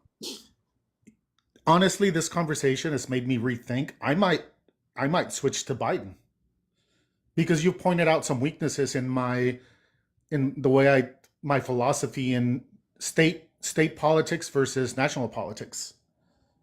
I might change my mind. I mean, if Gavin Newsom was there, I would definitely vote for him just because. Well, how's Trump a better option than Joe Biden? Well, I know you're not going to like this, but the age matters to me. They're 3 years apart, and one of them is 1,000 very days. overweight. Well, he's lost Yeah. some weight now. He's doing better now, but did you actually. see the Yeah. debates? There's a big difference. I Some did. people decline. It's not just the age thing. You can see a 82-year-old decline more than a 84-year-old. The age. Some people decline differently. I think the decline of Donald Trump, I think, is every bit as stark is Joe Biden. The only difference is he says it with more confidence. That man he doesn't even know how to do humility. He has no idea. He has one setting and it's brash. And so you guys see his one setting, the way that he always communicates, and he's up there saying literally just lie after lie after lie, or things that don't even make sense at all. But because he says it brashly and confidently, you think that somehow shows that he's more mentally fit. I would disagree. If we compare side by side the statements they're making, one of them is clearly pretty damn close to reality, and one of them is living on the moon. Well, like when we bring it up all the time, but Donald Trump still repeats the same lie that like you have to flush a toilet 10 times. All over the country, people are devastated that they have to flush their toilet 10 times just to knock some poop down. That's not true. Whales are not washing up on the shores because of windmills. That's not true. Both of those things are actually insane. Saying the election was stolen when it clearly wasn't. Nobody believes that. Even the people who stand by Trump don't believe that anymore. They won't even stand up and say, yes, the election was stolen. Now they all go, yeah, Joe Biden's the president, but there were irregularities. This is a person who is so far away from reality that his entire campaign is lies. And you're saying that because Joe Biden couldn't finish a sentence, that Donald Trump is a better option. Yeah, I guess we're in the same predicament as Democrats. This is the guy we're stuck with. So we hold our nose and we vote. Yeah, but that's the thing. Look at who they surround themselves with. Let's just say that Joe Biden has a Ronald Reagan second term where he's just like he's a puppet government. Maybe you think that's where he's at now. But let's say he didn't do anything. He gets no credit for his first 4 years. Remarkable. He did a remarkable job. His team did a remarkable job. I would rather have this team running the country than a crazy person. Yeah, I could see what you're saying, definitely. And I tried as hard as I could, but look, I think you probably figured it out by now if you haven't. But I'm a leftist, man. I was just trying to. You did well. I was just trying to get on because you said you're only taking opposition. I tried really hard, but yeah, look, I wish it was Newsom. It's not. We have who we have. I am going to vote for Biden 100%. There's no way. I mean, Trump gets every advisor arrested. If Trump called me and said, do you want to be, my White House, press secretary, I would be like, I don't know. I think that's one step closer to jail if I go. I'd like to just to the audience, I'd like to point out. There's a legal fund for it. You don't have to go to jail. They pay your legal bills. The most coherent guest and the most informed Republican guest we've ever had is actually a liberal. I just want to point that out. Well, I did my best, and yesterday I was done. trying to do research on the fly with Axios and everything. Turned out it was like I was trying to do it on the fly. Turned out they're not who I thought they were, and it was just like they're a Trump publication. Yeah. And I still blame Ginsburg for that. By the way, I still blame her for that. The Roe v. Wade. Yeah, that's fair. So anyway, have a good day. Thanks for See ya. I'm wondering, man, he's good. He was good at it. It was like talking to Guy Fawkes, though. Very similar. That is true, actually. I haven't thought about him in a while. Actually, I don't think I've ever had a long enough conversation with Guy Fawkes. You've talked to him much longer than I have. Too long, too many times. Well, when you tried to tell me that what was not the Paris Accords, what was it? The Abraham Accords? That's what was the peace agreement. Yeah, was like an actual peace agreement and not like a PR announcement. All right. It's 12:30. Do we have any stories? There's nobody in the box. Is there something you want to cover? Why? You sound tired. If you want to call it, we could call it. I'm dead tired, but yeah, I want to make sure we got to everybody or we got to all the stories we wanted to cover. I mean, it's Thursday. We got one more day, plus I'm on with Jeffrey tomorrow night, so I'm going to die soon, which is great. Well, then you want to stop for 30 minutes early? I'm fine with that. Let me look at what we covered. Was there anything? Have a ton. I mean, there's tons of good articles we can cover if you want to, but I also recognize when you are tired, you're tired. I do want to point out, I don't know if anyone's heard about Devontae Mitchell. There is an African American man who was again unalived in the manor in Wisconsin, in Milwaukee, at the Hyatt where the RNC, one of the hotels the RNC is going to take place. But prior to that, about a week ago, his name's Devontae Mitchell. I think he was in a mental health crisis. There are witnesses. There are witnesses who have video of this that are coming forward saying they want to testify for him. Ben Crump is the lawyer in charge of this, and before Ben Crump got involved. By the way, he was unalived not by police, by security guards of the hotel, and there was no initially, like, a week had gone by and there was no criminal investigation, even though, like, there's video of him pleading, begging for his life, crying. Like, they have their, you think after George Floyd we learned don't put your, your knees on people's backs and necks, but that's exactly what they did. And the coroner declared it a homicide, but the police hadn't opened a criminal investigation. I checked today if there's any more information, and it looks like now they're saying, because Ben Crump is involved and this is a disaster for them, like, oh, now we're looking into to a criminal investigation. But yeah, so like, and that, if you want to put these articles, that's like 7, 8, and 9 in the we can put those in the Discord. I just think it's really You said important that there were videos, but have those people released those videos yet, or are they just saying that they have them? Well, you can look up if they. You mean as the video? I'm trying been to on the look. I haven't news? seen anything so far. I don't know. I know that no, I don't think it's made public. Like, I haven't seen the video like on the Washington Post or anything. But what happened was there were many witnesses. There's a witness, a man who filmed it. And he's quoted in one of these articles saying, like, I wish I had done more. I wish I had tried to, because this was multiple security guards doing this, and he started filming. And he's like, I wish I could have done more. I'm willing to testify. Like, this is crazy. These people need to be held accountable. So, and then what happened was, when I was looking into if at least they had opened a criminal investigation, because if a coroner declares the manner of death homicide, you would think they would open a criminal investigation. So it looks like not Ben Crump himself, but a lawyer, probably a Wisconsin lawyer, that's working with Ben Crump, took the video that witness had and took it to the police department and sat, I guess, with whoever, someone there, and they watched it together. And then now they're saying, well, we're going to look into this. We're going to look into this. Yeah, there are some videos I've seen, but we got our wish. We got one more guest, which was predicted, and somebody predicted this would happen this morning. What's up, Clint? Are you ready to dance? Ready to dance around facts again? Do the two-step? It is the two-step. We might do 3 or 4 today, actually. Yeah, what's up? Oh, hey, just having a great day. It's a beautiful day here in Texas. Sun is shining. Got your power things figured out yet? My what? The power situation down there in the power Texas? grid. Yeah, it's tough. We got these people trying to charge electric cars, and it's destroying the grid. It's unbelievable. Yeah. I figured you'd like that one. Hello, Felice. Hello, Clint. How are you? Looking lovely today. Thank you. My pleasure. I saw a thing yesterday that, like, there's workers down there waiting to work, and they just haven't got approval because the government's negotiating the prices. So there's all these linemen that have come in from, like, California and Arizona, and they're just sitting there, and they're getting paid like $500 or $600 a day just sitting there. They're like on Twitter tweeting like, "Hey, you might want to call your representatives because we're just sitting here getting paid and we can't do anything yet." Oh, sounds like some real efficient government there. Conservatives. Yeah, it sounds like a conservative government to me. I didn't know what linemen were until TikTok. Do you remember, like, on TikTok, the great, like, scandal about linemen when there was, like, a hurricane in Florida, and I didn't know what linemen were. They were all, like, went to Florida, and then all these women on TikTok were like, "Leave my lineman husband alone," because I guess linemen are known for traveling, and then I guess cheating other bucket bunnies. Yes, I didn't know what that was.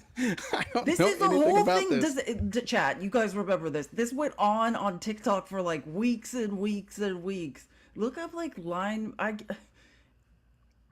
guess bucket bunnies are women that like flock to linemen while they're traveling for work, and then all of the linemen's wives were making videos like and being like, "My husband's not there to hook up with bucket bunnies, like, leave him alone." Bucket bunnies, that's great. All right, well, what do you have? You can end the show today. What do you want to talk about, Clint? I can end the show today. Wow. Well, we only have like 25 more minutes. So Yeah, no worries. Just man, there's so many places to go, right? I'm seeing already in the comments, man. Not Texas. I'm the What the happened with one that Mishi? the People left in the loves to hate, comments- evidently yeah, on people were in the TikTok. comments saying that you were on Mishi's live. I was. We had a What were great people time. Great talking about? talk. Really, that's not what people in the comments were expressing. Well, no, I mean, I'm the one that they love to hate, right? I'm the only one that's evidently brave enough to come up and take the heat, evidently, right?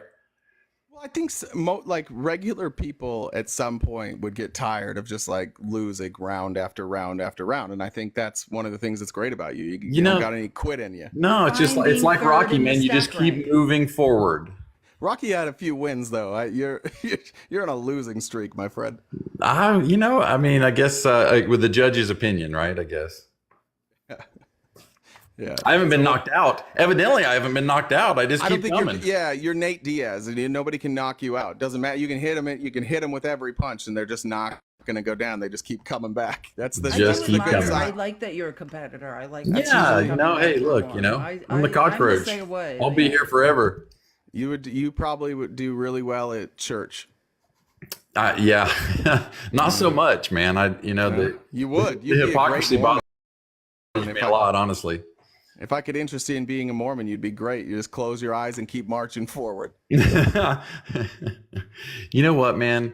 I've never met a bad Mormon, like personally. Like if I've ever met somebody who's a Mormon, they've always been great people, super nice, amazing, and man, they got some wild ideas out there for sure. Yeah, no, that's just an act that all cults put on. So part of being in a cult is you in public.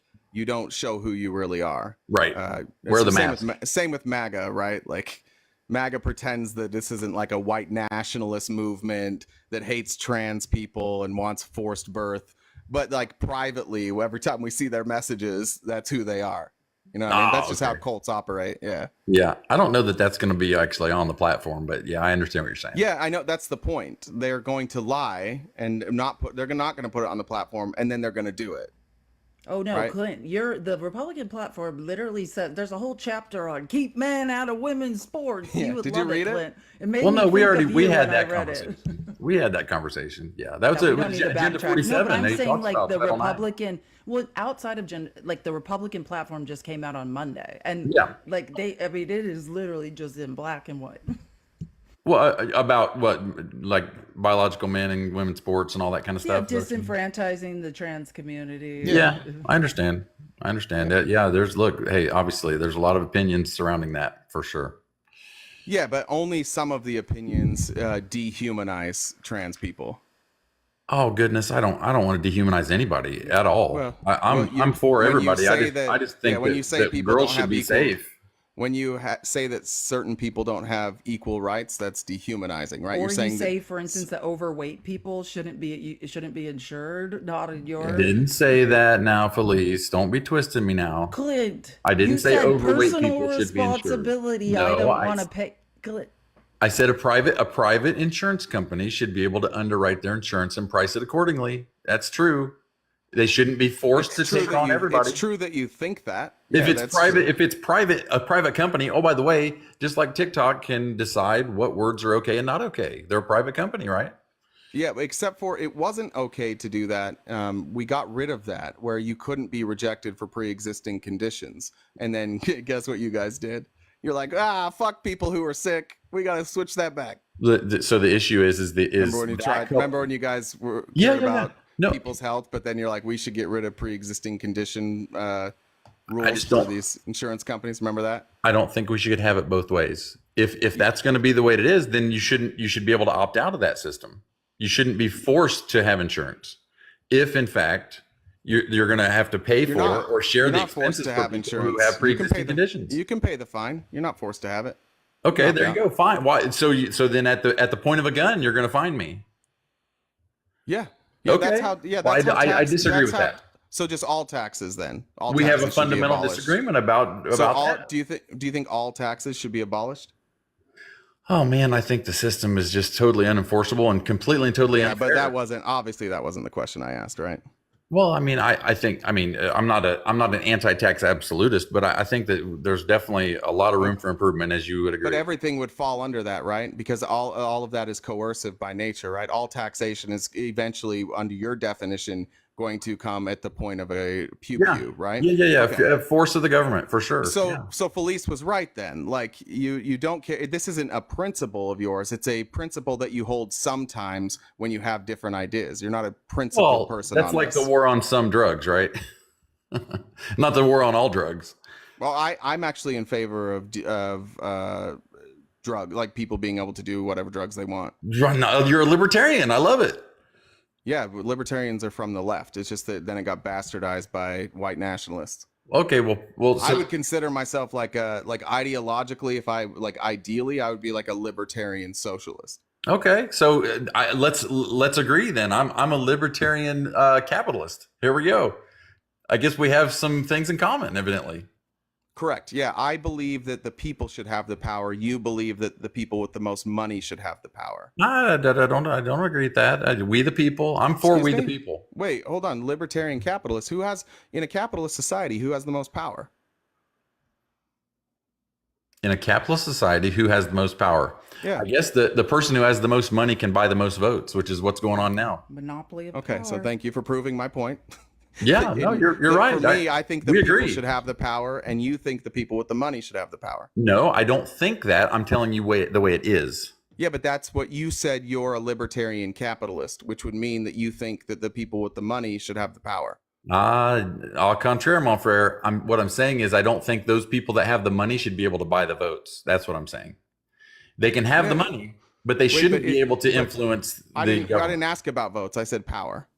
But that is power. Money is power for that reason. Yeah, money is power. Yes, money is power, but not for that reason, right? Clearly it is. Not, right? No, no, hold on. Let's just say you have. Let's just say you have a coffee shop. We'll use it from like a Curb Your Enthusiasm example here. You have a coffee shop and it's doing okay. You're making a living, and you make me mad, and I'm a billionaire. So what do? I open up 4 coffee shops right next to yours, and I run you out of business. Okay. Money's power, right? There was no votes involved there, right? I can open as many businesses as I want. Did you break the law? Money is power, right? We're not talking about the law, Clint. We're talking about you worshiping money and thinking that whoever has the most money should be in charge. And I think it's because you're wealthy, and you think that because you're wealthy that you're smarter than everybody, and your prescriptions are good, but they're pretty terrible. Like let's go with your example. Let's go with your example. So I have a coffee shop. And then somebody who's got more money than me opens up another coffee shop. No, 4 of them, just because I want yours to go under. Where did they open them? Like 4 next to each other? It's in a strip mall, yeah, and I got the rest of the strip mall. Well, first of all, the strip mall owner's not going to allow that many coffee shops in his strip. I own the strip mall. Oh, you bought the strip? You just went and bought the strip mall? Yeah, I bought the strip mall, the whole thing. And then you just didn't renew my lease, and I had to go somewhere else. No, I renewed your lease. Actually, in fact, I lowered your monthly payment to entice you to stay. And okay, how much did you charge? And then I took all of your customers, and I charged 50 cents per cup of coffee, any coffee they wanted, even specialty drinks. And I lost money. I lost money on all of those. Put me under. You lost your business, and I'm still rich. Okay, tell me this. Number one. See how money is power? No, hold on. Was your coffee better? Yes. It was. Your coffee was better. It was the same. It was the same. It was equal coffee. Yeah, I bought the exact same beans that you bought. I got all the exact same machines that you got. Everything was exactly the same. Yeah.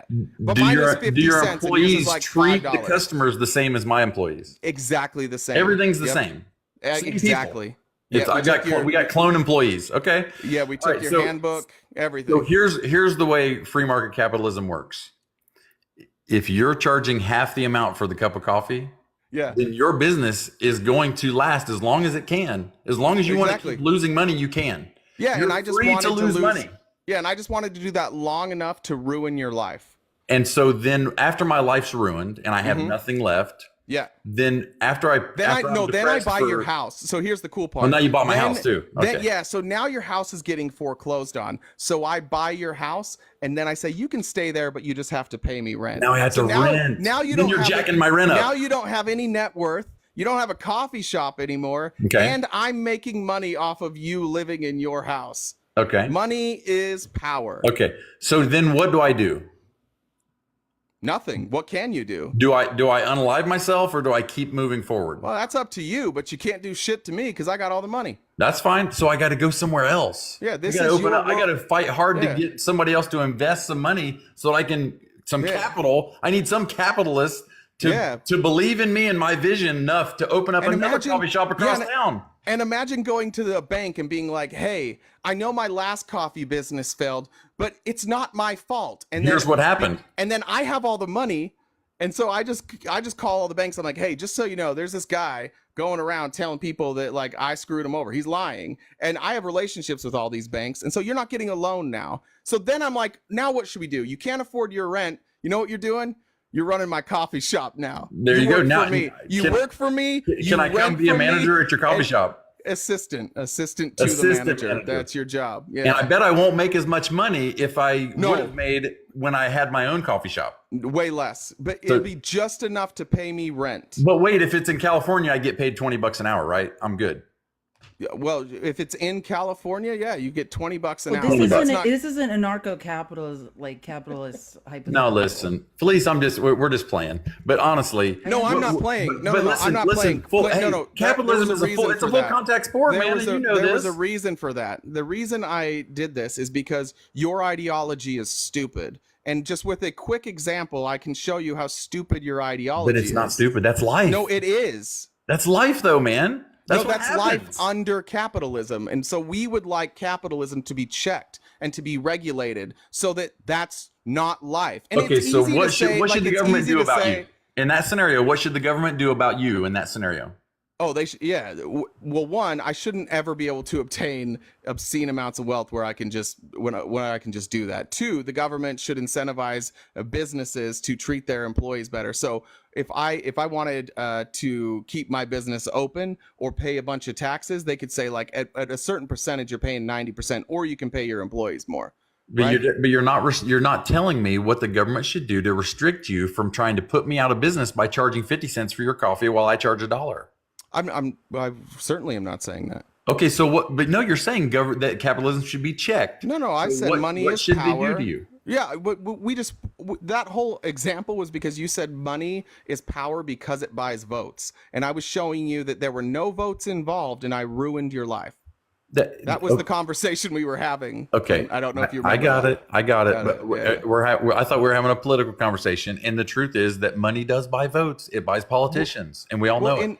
Yeah, in the situation we're laying out, like that's likely not to happen, right? It's likely not to happen. I was just showing you that money is power, and you advocate for a system where you give more power to the people with money. That's what you want. I'm not giving anything to them. Those people, they sold more cups of coffee. So they ended up getting more money. Yeah, and you say that's how it ought to be, that the people with money should just have all the power. No, I say that the person who's willing to work 18, 20 hours a day should have more profits and more money than the person who works 5 hours a day. If you work 10 hours a day and Elon Musk works 0 hours a day, which one of you is going to make more money? He's already there. Exactly. He worked 22 hours a day for a long time. So how do you know that? Well, just by his own admission. What? Oh, he said it. Yes, sleeping on the floor of the office. You know the whole story. Yeah, I'm sure all those stories are very true. Yeah, what was he doing? Wait, what was he doing though? At Tesla? He's not an engineer. Well, he's not a scientist. They were just about to go out of business many times.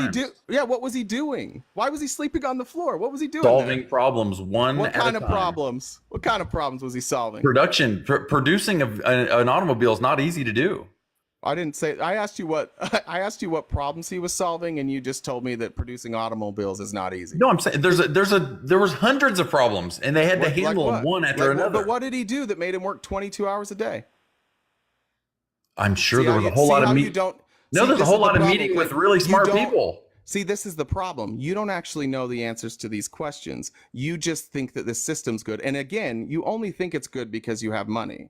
It's the only reason. If you had better reasons, you could answer any of these questions. Why does it matter how much money I have or don't have? It doesn't matter how much you have or don't have. I've had times where I had a negative network in my life. It matters if the system is fair. That's what matters to me. So this unfair system took me from having a very negative net worth to having a positive. You are a white man. You So it's benefit because I'm from white the now. system. Has It nothing to do with helps. how hard I worked. It's just that It I'm helps. Oh, it helps. white. So I'm so if I wasn't white don't and think I worked really hard, it wouldn't matter, right?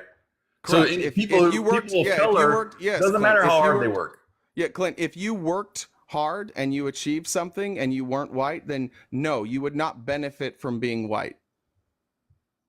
And there's studies. There on are lots of employment people who Clint, that's there's very studies- racist, man. There's lots of Not people of racist. color that work Clint, very hard and are It's not successful. racist. Clint, It's there's not many racist. studies. Oh my there's lots of gosh. statistical data about employment discrimination and barriers to entry. I'm talking about that business. Directly relate. I don't Yes, wanna be that's what I'm somebody's employee. talking about.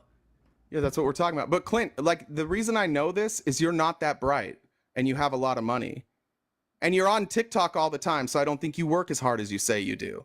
So that's why I'm saying it. I think that you have benefited, and you've told us you come from a privileged background. Not at all. I Okay, can't what's He your parents comes do from, for he work? comes trailer. from poor, from Northwest Ohio, Yes, where it was poor very country. Come on. racist, and then Okay, he well, I might be moved to mixing you up with Texas. somebody else. But No, no, you're he mixing me does up. have money, but he's saying he made it on his own through the full contact sport that is capitalism. It is. But What do you that's do for not the work? point, Clint. If outside of Many whether or failures, not, by the hold way. on, outside of whether or not your socioeconomic status at birth, right, there is privilege. When I'm talking about employment discrimination, that comes just from being from a community of color, right?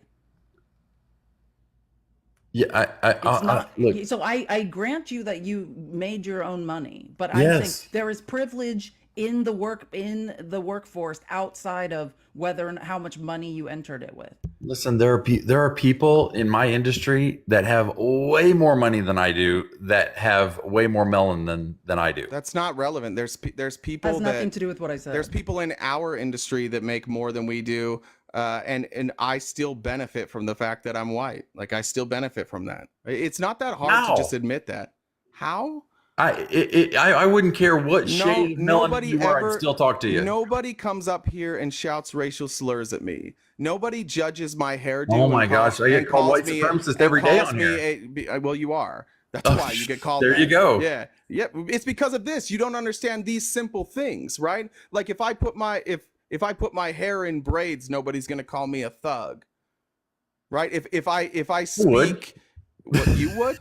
Well, that's dumb. Yeah, the way that Why I bringing speak, it up? the culture that I come from, the accent that I have. Like I'm not going to be judged based on that. I'm good. I sound like every other white guy. Like there's nothing you can come after me systemically and hurt me with. Here, Economic Policy Institute, understanding black-white disparities in labor market outcomes require models that account for persistent discrimination and unequal bargaining power. Like, Clint, there are studies after study after study on the unfair advantages having nothing to do with how much money you have or don't have. Like, you just have to read the data. And again, I'm against all that. So I don't Stop voting for the just stuff. because I'm white. I don't want that to not assigned to do me. anything about That's it. unfair. No, stop voting for things that, like you say, I'm opposed to that, but I'm not going to do a goddamn thing to change it. I'm going to vote for people who want to pull that back. You're voting for people who want to get rid of DEI. Yes. People who want to get rid of affirmative action. Yes. These are all things that statistically have been shown to elevate communities who were discriminated against and who did not have the same advantages to catch up. That's the whole point. The whole point of this is that we give everybody the same opportunity, and that we do in some communities based on whether it be skin color or whether it be based on their income. We have to help lift those people, and you guys are against that. You stand opposed to that. I want the best person, regardless of how much melanin they have, for every position. That's not an argument. That's not a response to what I just said. One I'm of just the telling you, most that's what I durable want. and defining features of the U.S. labor market is the 2-to-1 disparity in unemployment rate that exists between black and white workers. Another defining feature of racial inequality in the labor market is the significant pay disparities between black and white workers. In 2019, the typical median black worker earned 24.4% less per hour than the typical white worker. This is an even larger wage gap than in 1979, when it was 16.4%. So it's actually growing, Clint. The disparity is growing. You don't know what you are talking about. You're right. You are You're right, speaking Felice. I from don't. your perspective. You're right. I'm not qualified. How would Thomas Sowell respond to everything you just said? And I'll let him respond for me. Wait, because why do you think Thomas Sowell is an expert? Why do I think is he's it an just expert? because he's black? No, because he's brilliant. Okay. Why is he an expert on this? What makes him an expert? Why do you trust he's a him over brilliant- other people? He's No, you said brilliant. that already. No, I don't know if you know what brilliant is. I don't trust your judgment. Okay. So tell me why Thomas Sowell is somebody we should believe. He agrees with Clint. That's what it is. No, I agree with him. He's the All right, smart let me ask you a question. Do you believe that people get into that? Let's use black people. You think they get into Harvard, or that historically some of them have gotten into Harvard because of affirmative action? Yes. Do you know what percentage of black students graduate from Harvard? I don't know. Is there a Take a disparity guess. between Take how a many guess. get Take a guess. accepted versus Take a guess. graduate? Take a guess. I have no idea. 99%. I know it's way less than Asian. 99% graduate. So what does that tell us, Clint?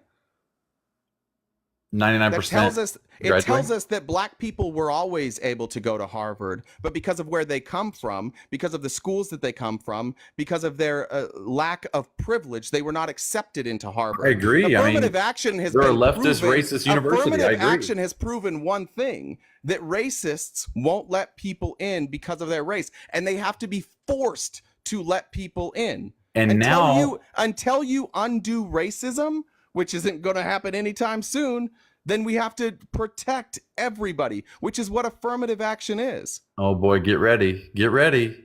Are you ready for the real truth about Harvard?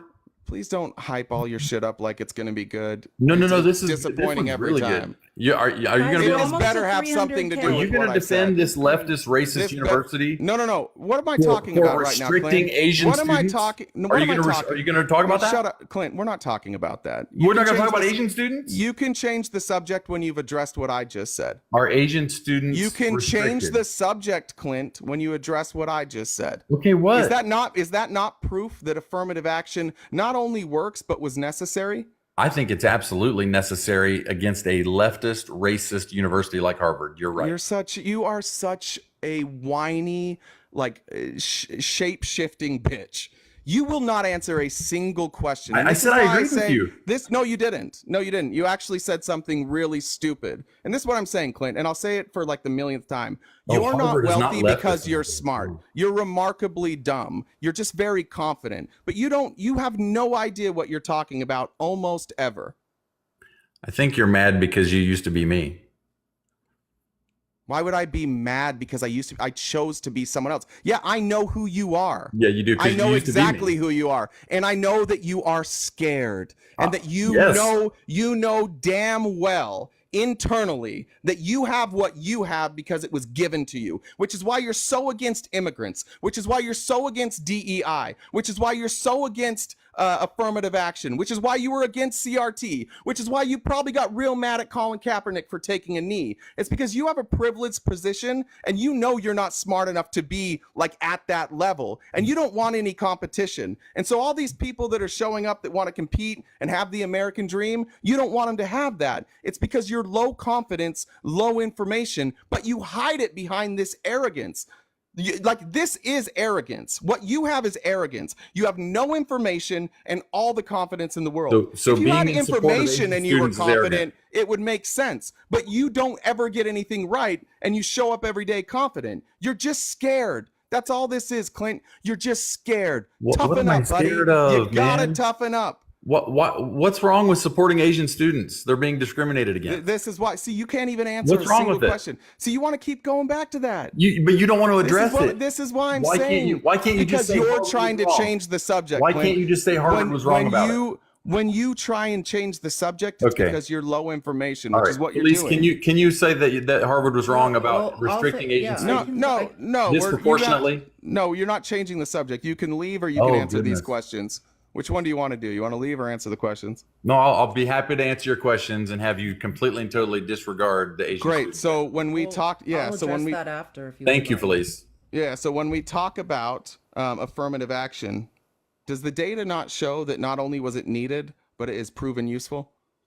It seems like it was at Harvard. There we go. So why are you against it? I'm not against it. I'm for it at Harvard. You just said you were against it. No, I like it when it's clear and blatant, like Harvard, for sure. Yeah, okay, gotcha. But you just say weren't you just using a Harvard example? I'm saying that they're discriminatory, and they have been for years, and now it's happening to Asian students. Okay, now let's talk about it. How are they discriminatory? Oh yeah. So listen. Go ahead, Felice. I was just gonna look this up because there's actually a great documentary on it that everyone should watch. And I think it's called Admissions Granted. And everyone should watch this because it is quite interesting, and it followed the number one public high school in the nation. It's public school. I don't know. I mean, I used to live in San Francisco briefly, so I'm aware of where this is. And the public school is like, I don't know. It's like, I don't want to misspeak. But I want to say it's like 90% Asian, right? And these kids are brilliant. It's one of the highest ranked magnet schools in the country.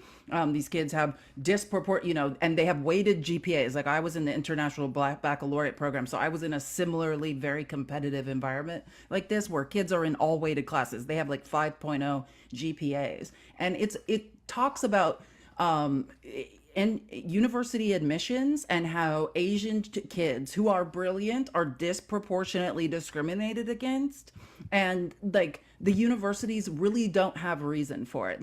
They would give generic reasons like, well, we don't want everyone in our school to look the same, and like if we literally just took the top ranked kid, you know what I'm saying? So it's about how at this school, I mean, these kids are truly brilliant, and maybe one or two will go Ivy League, and even in the California school systems will be largely passed over. This is a reality, and again, it's called Admissions Granted. I suggest everyone watch the documentary, but it doesn't negate. This is the most important part. Clint's just distracting and pivoting. None of this issue that I am talking about negates from the huge labor discrimination and disparities that African Americans are experiencing, right? Like they're two separate things. Agreed. We were talking about labor discrimination in the workplace, wage gaps, and then you pivoted to this to try to refute it. But it does. I mean, you're talking about a real issue that people should be alerted to, but it really doesn't answer or like go to any of the argument that you were engaging in. I'd also like to point out that you don't have an example of white students being discriminated against. No, not at all. Yeah. None. Feels like privilege to me. Yes. No, as a matter of fact, the Asian students are being discriminated against so that more white children can be so white children can be admitted to Ivy League schools. Right? Oh, is that what it was? Yes. Oh, just to be clear, it's not like they're like, let's discriminate against the Asian kids and let African American kids in. No, they're just saying like, hey, if we let the most brilliant Asian kids into universities, every school in America would be Asian. Like that's kind of the argument. Yes, Clint. Are you kidding?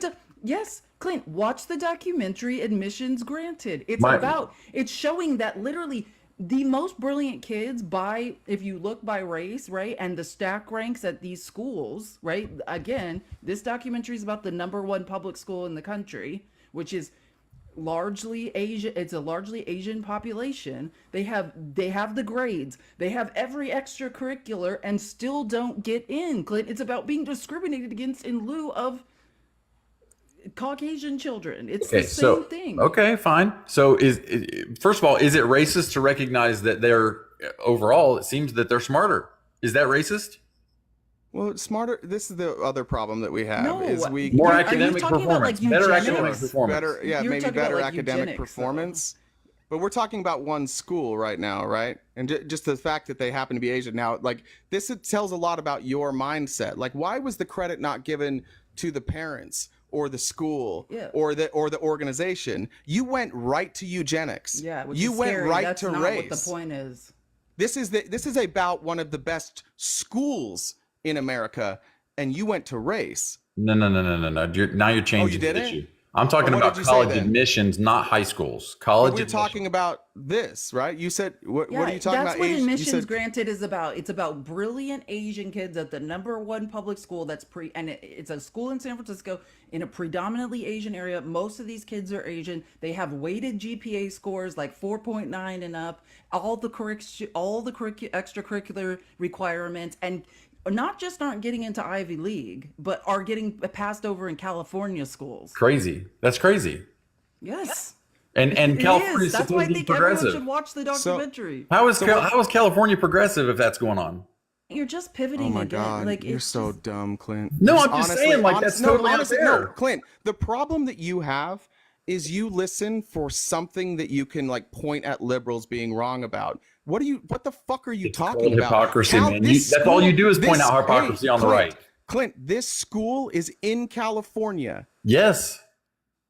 All you do is and point it's out the hypocrisy number on the one right. I'm school doing in the same. country. And it's the number one school in the country. And you're saying, so what are you saying?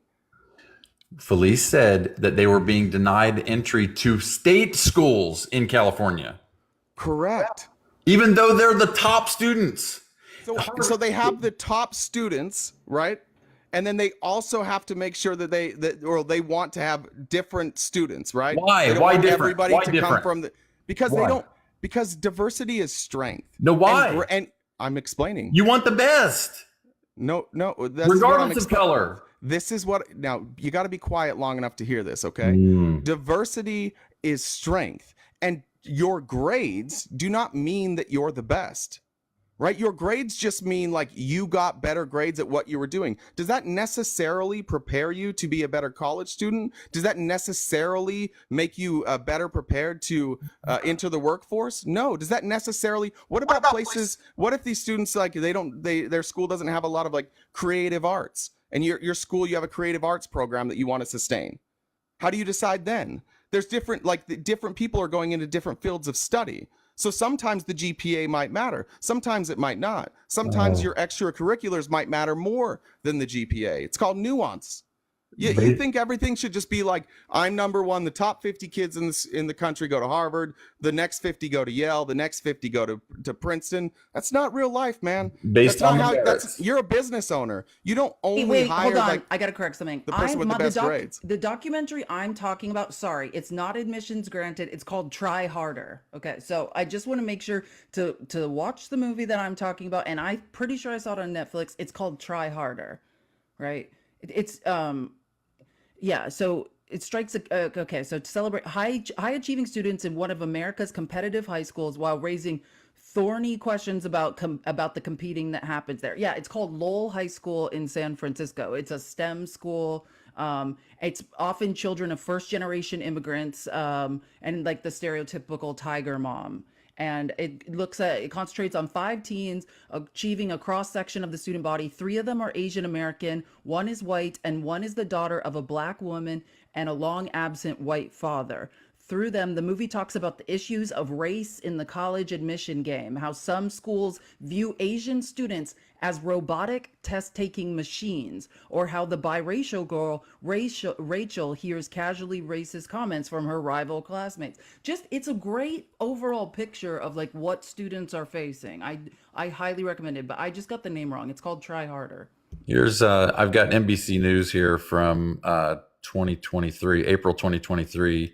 It looks like Harvard may have rectified their problem because of public pressure. It says that they revealed that 29.9% of admitted applicants are Asian American. 29.9%. That's a big number, and that's based on the merits due to public pressure. Prior, it was like 15. It was half. Awesome. So you should vote for a party who wants to take all of these protections away naturally, right, Clint? No, I just want. Oh no! I just want them to do admissions based on the merits if they're receiving federal dollars. What are the merits? Why are the merits just grades? Why is the merits just GPA? Oh, here we go. Look, scores and grades don't matter. Let me explain. Both of my parents had an education degree. My mom was a school teacher. My dad wound up being a contractor instead. I come from a very educated household. They helped me through everything. If I have and I had like a 3.0 GPA. I was not a high achiever in school. If somebody else came from, let's say, a single parent home, and their parent was maybe didn't have education, and their parent was out of the home more, and that person had the same marks as me, or even slightly worse, maybe they had a 2.5. You could make the argument their achievement was far greater than mine. Right? So you have to take how somebody was brought up into an account. And that's when we talk about white privilege. Like, part of that privilege is that most of our ancestors for decades have been able to be educated. They were able to go to public school. They were able to have a net worth. They were able to pass down generational wealth. Many other people didn't have that opportunity. So coming from where you come from and where you get to, like, those outcomes aren't the same just because one person has a 3.0, one has a 2.8. The person with the 2.8 might be far more impressive. You're describing life, man. Which is why affirmative action was put into place, and which is why I gave you the Harvard example, that people are like, oh, they're letting these kids that are unqualified go to Harvard, but they graduate at 99% rates. So that goes to tell you that previously the reason why they were keeping black students out of Harvard was because they didn't fit in, they couldn't make it. That turned out to not be true. That's telling us affirmative action actually works, because there is such a thing as racist people. There are people who are openly racist. There are people who have racist ideologies that they don't even recognize in themselves, and so we have to legislate accordingly. Okay, and like I said, it looks like Harvard has come around to do the right thing. Great. So you're voting for the party that wants to eliminate all of that. Well, I mean, I think that ideally, I mean, it would be everything would be based on the merits for sure. That's what I'm for. And if you watch Try Harder, then that will disinform. That means white Americans will suffer. Wait, but Clint, because that's what you learn from Try Harder is like the stack rank would be predominantly Asian Americans would be admitted. Listen, I live in an area here in Texas where I don't care. No, I don't care. I'm out of time. Clint, no, I don't care. I don't care about that. Clint, you're talking about when you say it should be on the merits. Affirmative. Why do you think affirmative action isn't on the merits? I just explained this to you. Right? When people come from a tougher background, their merits, their GPA might not be quite as high, right? Mm-hmm. But the merits, what they actually accomplished was better. That's what affirmative action is. It's expanding the merits beyond just GPA. That's the whole point. And you guys are saying, those merits where we factor in the fact that people have been historically oppressed, we need to take those merits out. Like we can't discuss that they come from a tough situation anymore. Or they come from a neighborhood that has terrible schools. We don't get to do that anymore. We've got to get rid of that. We shouldn't lower the bar. We should just increase. We didn't lower the bar. 99% graduated. Stop saying dumb shit. 99% graduated. They were always going to be successful there. They were always going to be successful. And people said they wouldn't be because they came from bad, poorly educated neighborhoods. And they're like, sorry, this is just merit. And then when we made it so that it wasn't just merit on grades, it turns out they're graduating at the same rate. So it turns out the merit that you're talking about doesn't work. So it sounds like Harvard needs to expand. Well, can I say something too? I just want to say, Clint, I think you're misunderstanding the argument because like the right took this and like Asians being discriminated and not admitted into schools and tried to use it to invalidate DEI. But what I got from it when I watched this documentary is that in society, systemic discrimination, right? DEI was being used essentially to keep Asians who are deserving of admission out of schools, right? But that was coming from this system, right? Asians were being discriminated against, and like that's a fact. But it was also by the same people, right? Like DEI was supposed to include African Americans, and and it helped with that, but then it was turned on its head by the same people who were discriminating against African Americans and used to discriminate that against another group, which was Asian Americans. Like it's ugly all around, Clint. That's the point. I agree. Except for in one direction. Who are the only people except it's not for the ugly same for, people? Clint? Yes, exactly. And there's one group who seems to be largely unaffected by What group is that, Clint? Seems like that would be Caucasian males. That's correct. occasions in general. All right, buddy, gotta go. What's up, Jen? I just had for who we can raid. Facts Don't Okay. Matters live currently, so that's his username. You guys want to go over there and say RTP raid? Thank you. I have a bunch of messages to read. Anything else? That and Clint's a douche, and in California minimum wage is $16, not 20. So Thanks, Only Jen. 16. I didn't. God. yeah, there's a small thing for some some fast food restaurants, but not all of them. So it's $16. So if you could, Thank you, Jen. if you want to W, back check on Jen. that one. All right. Okay. Christy says, love y'all. I listen every day and have learned so much. I'm near Houston, Texas, and couldn't tune in the last few days because of the hurricane. I'm so glad my power came back on and now can binge watch the last few days on the tube of you. I like that. That is a good reminder. Our replays are on YouTube. You can head over there at RTP Talks. Jocelyn says, money for the aloe vera from the burn Felice gave you. Which one did you give me? I forgot. I don't know. She always picks on me. Yeah, that's true. I said something nice to him last night, and he just literally thought I was just mocking him. Yeah. And I was like, also no, wanna I was thank all the new actually being subscribers. nice. This is the one moment. Oh, it's a catfishing. Yeah, that's what it was. What'd you say, Jen? Oh, yeah, I want to thank all the new subscribers. We got a bunch of new subscribers Oh today yeah, too. thank you all the new subscribers as well. Did we hit the subscriber goal? I raised it actually. I was right. Oh shit! So Thank you, everyone. Wow, amazing. Cindy says deregulation of the railroad started with a business model, precision scheduled railroading, decreased more than 30% of their workforce, includes mechanics, track maintenance, engineers, and conductors, all to boost profits. Thank you. See, you very yeah, much. Good amazing information. point. Soli says, what do you call a book club stuck on the same book for years? Oh, well, Oh my God, what, MAGA? church. Church? That's so That's funny. that's a really good, good. one. I I'm going to use that one. think that was all of them. All right, guys. Thank you so much. I'm assuming you're not going anywhere tonight. You're going to go sleep. I'm going to sleep, yeah. I feel like I was run over by a train.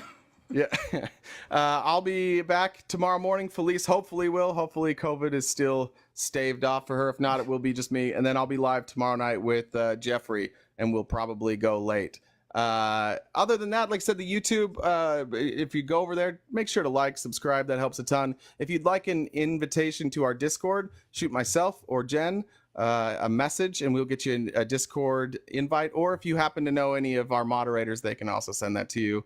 And I think that's it. Did I get it all? Yeah, and watch that documentary, Try Harder. I think someone said it was on Hulu. It's really good because people do need to like understand that issue. It's important. Awesome. Thanks, guys. We'll see you tomorrow.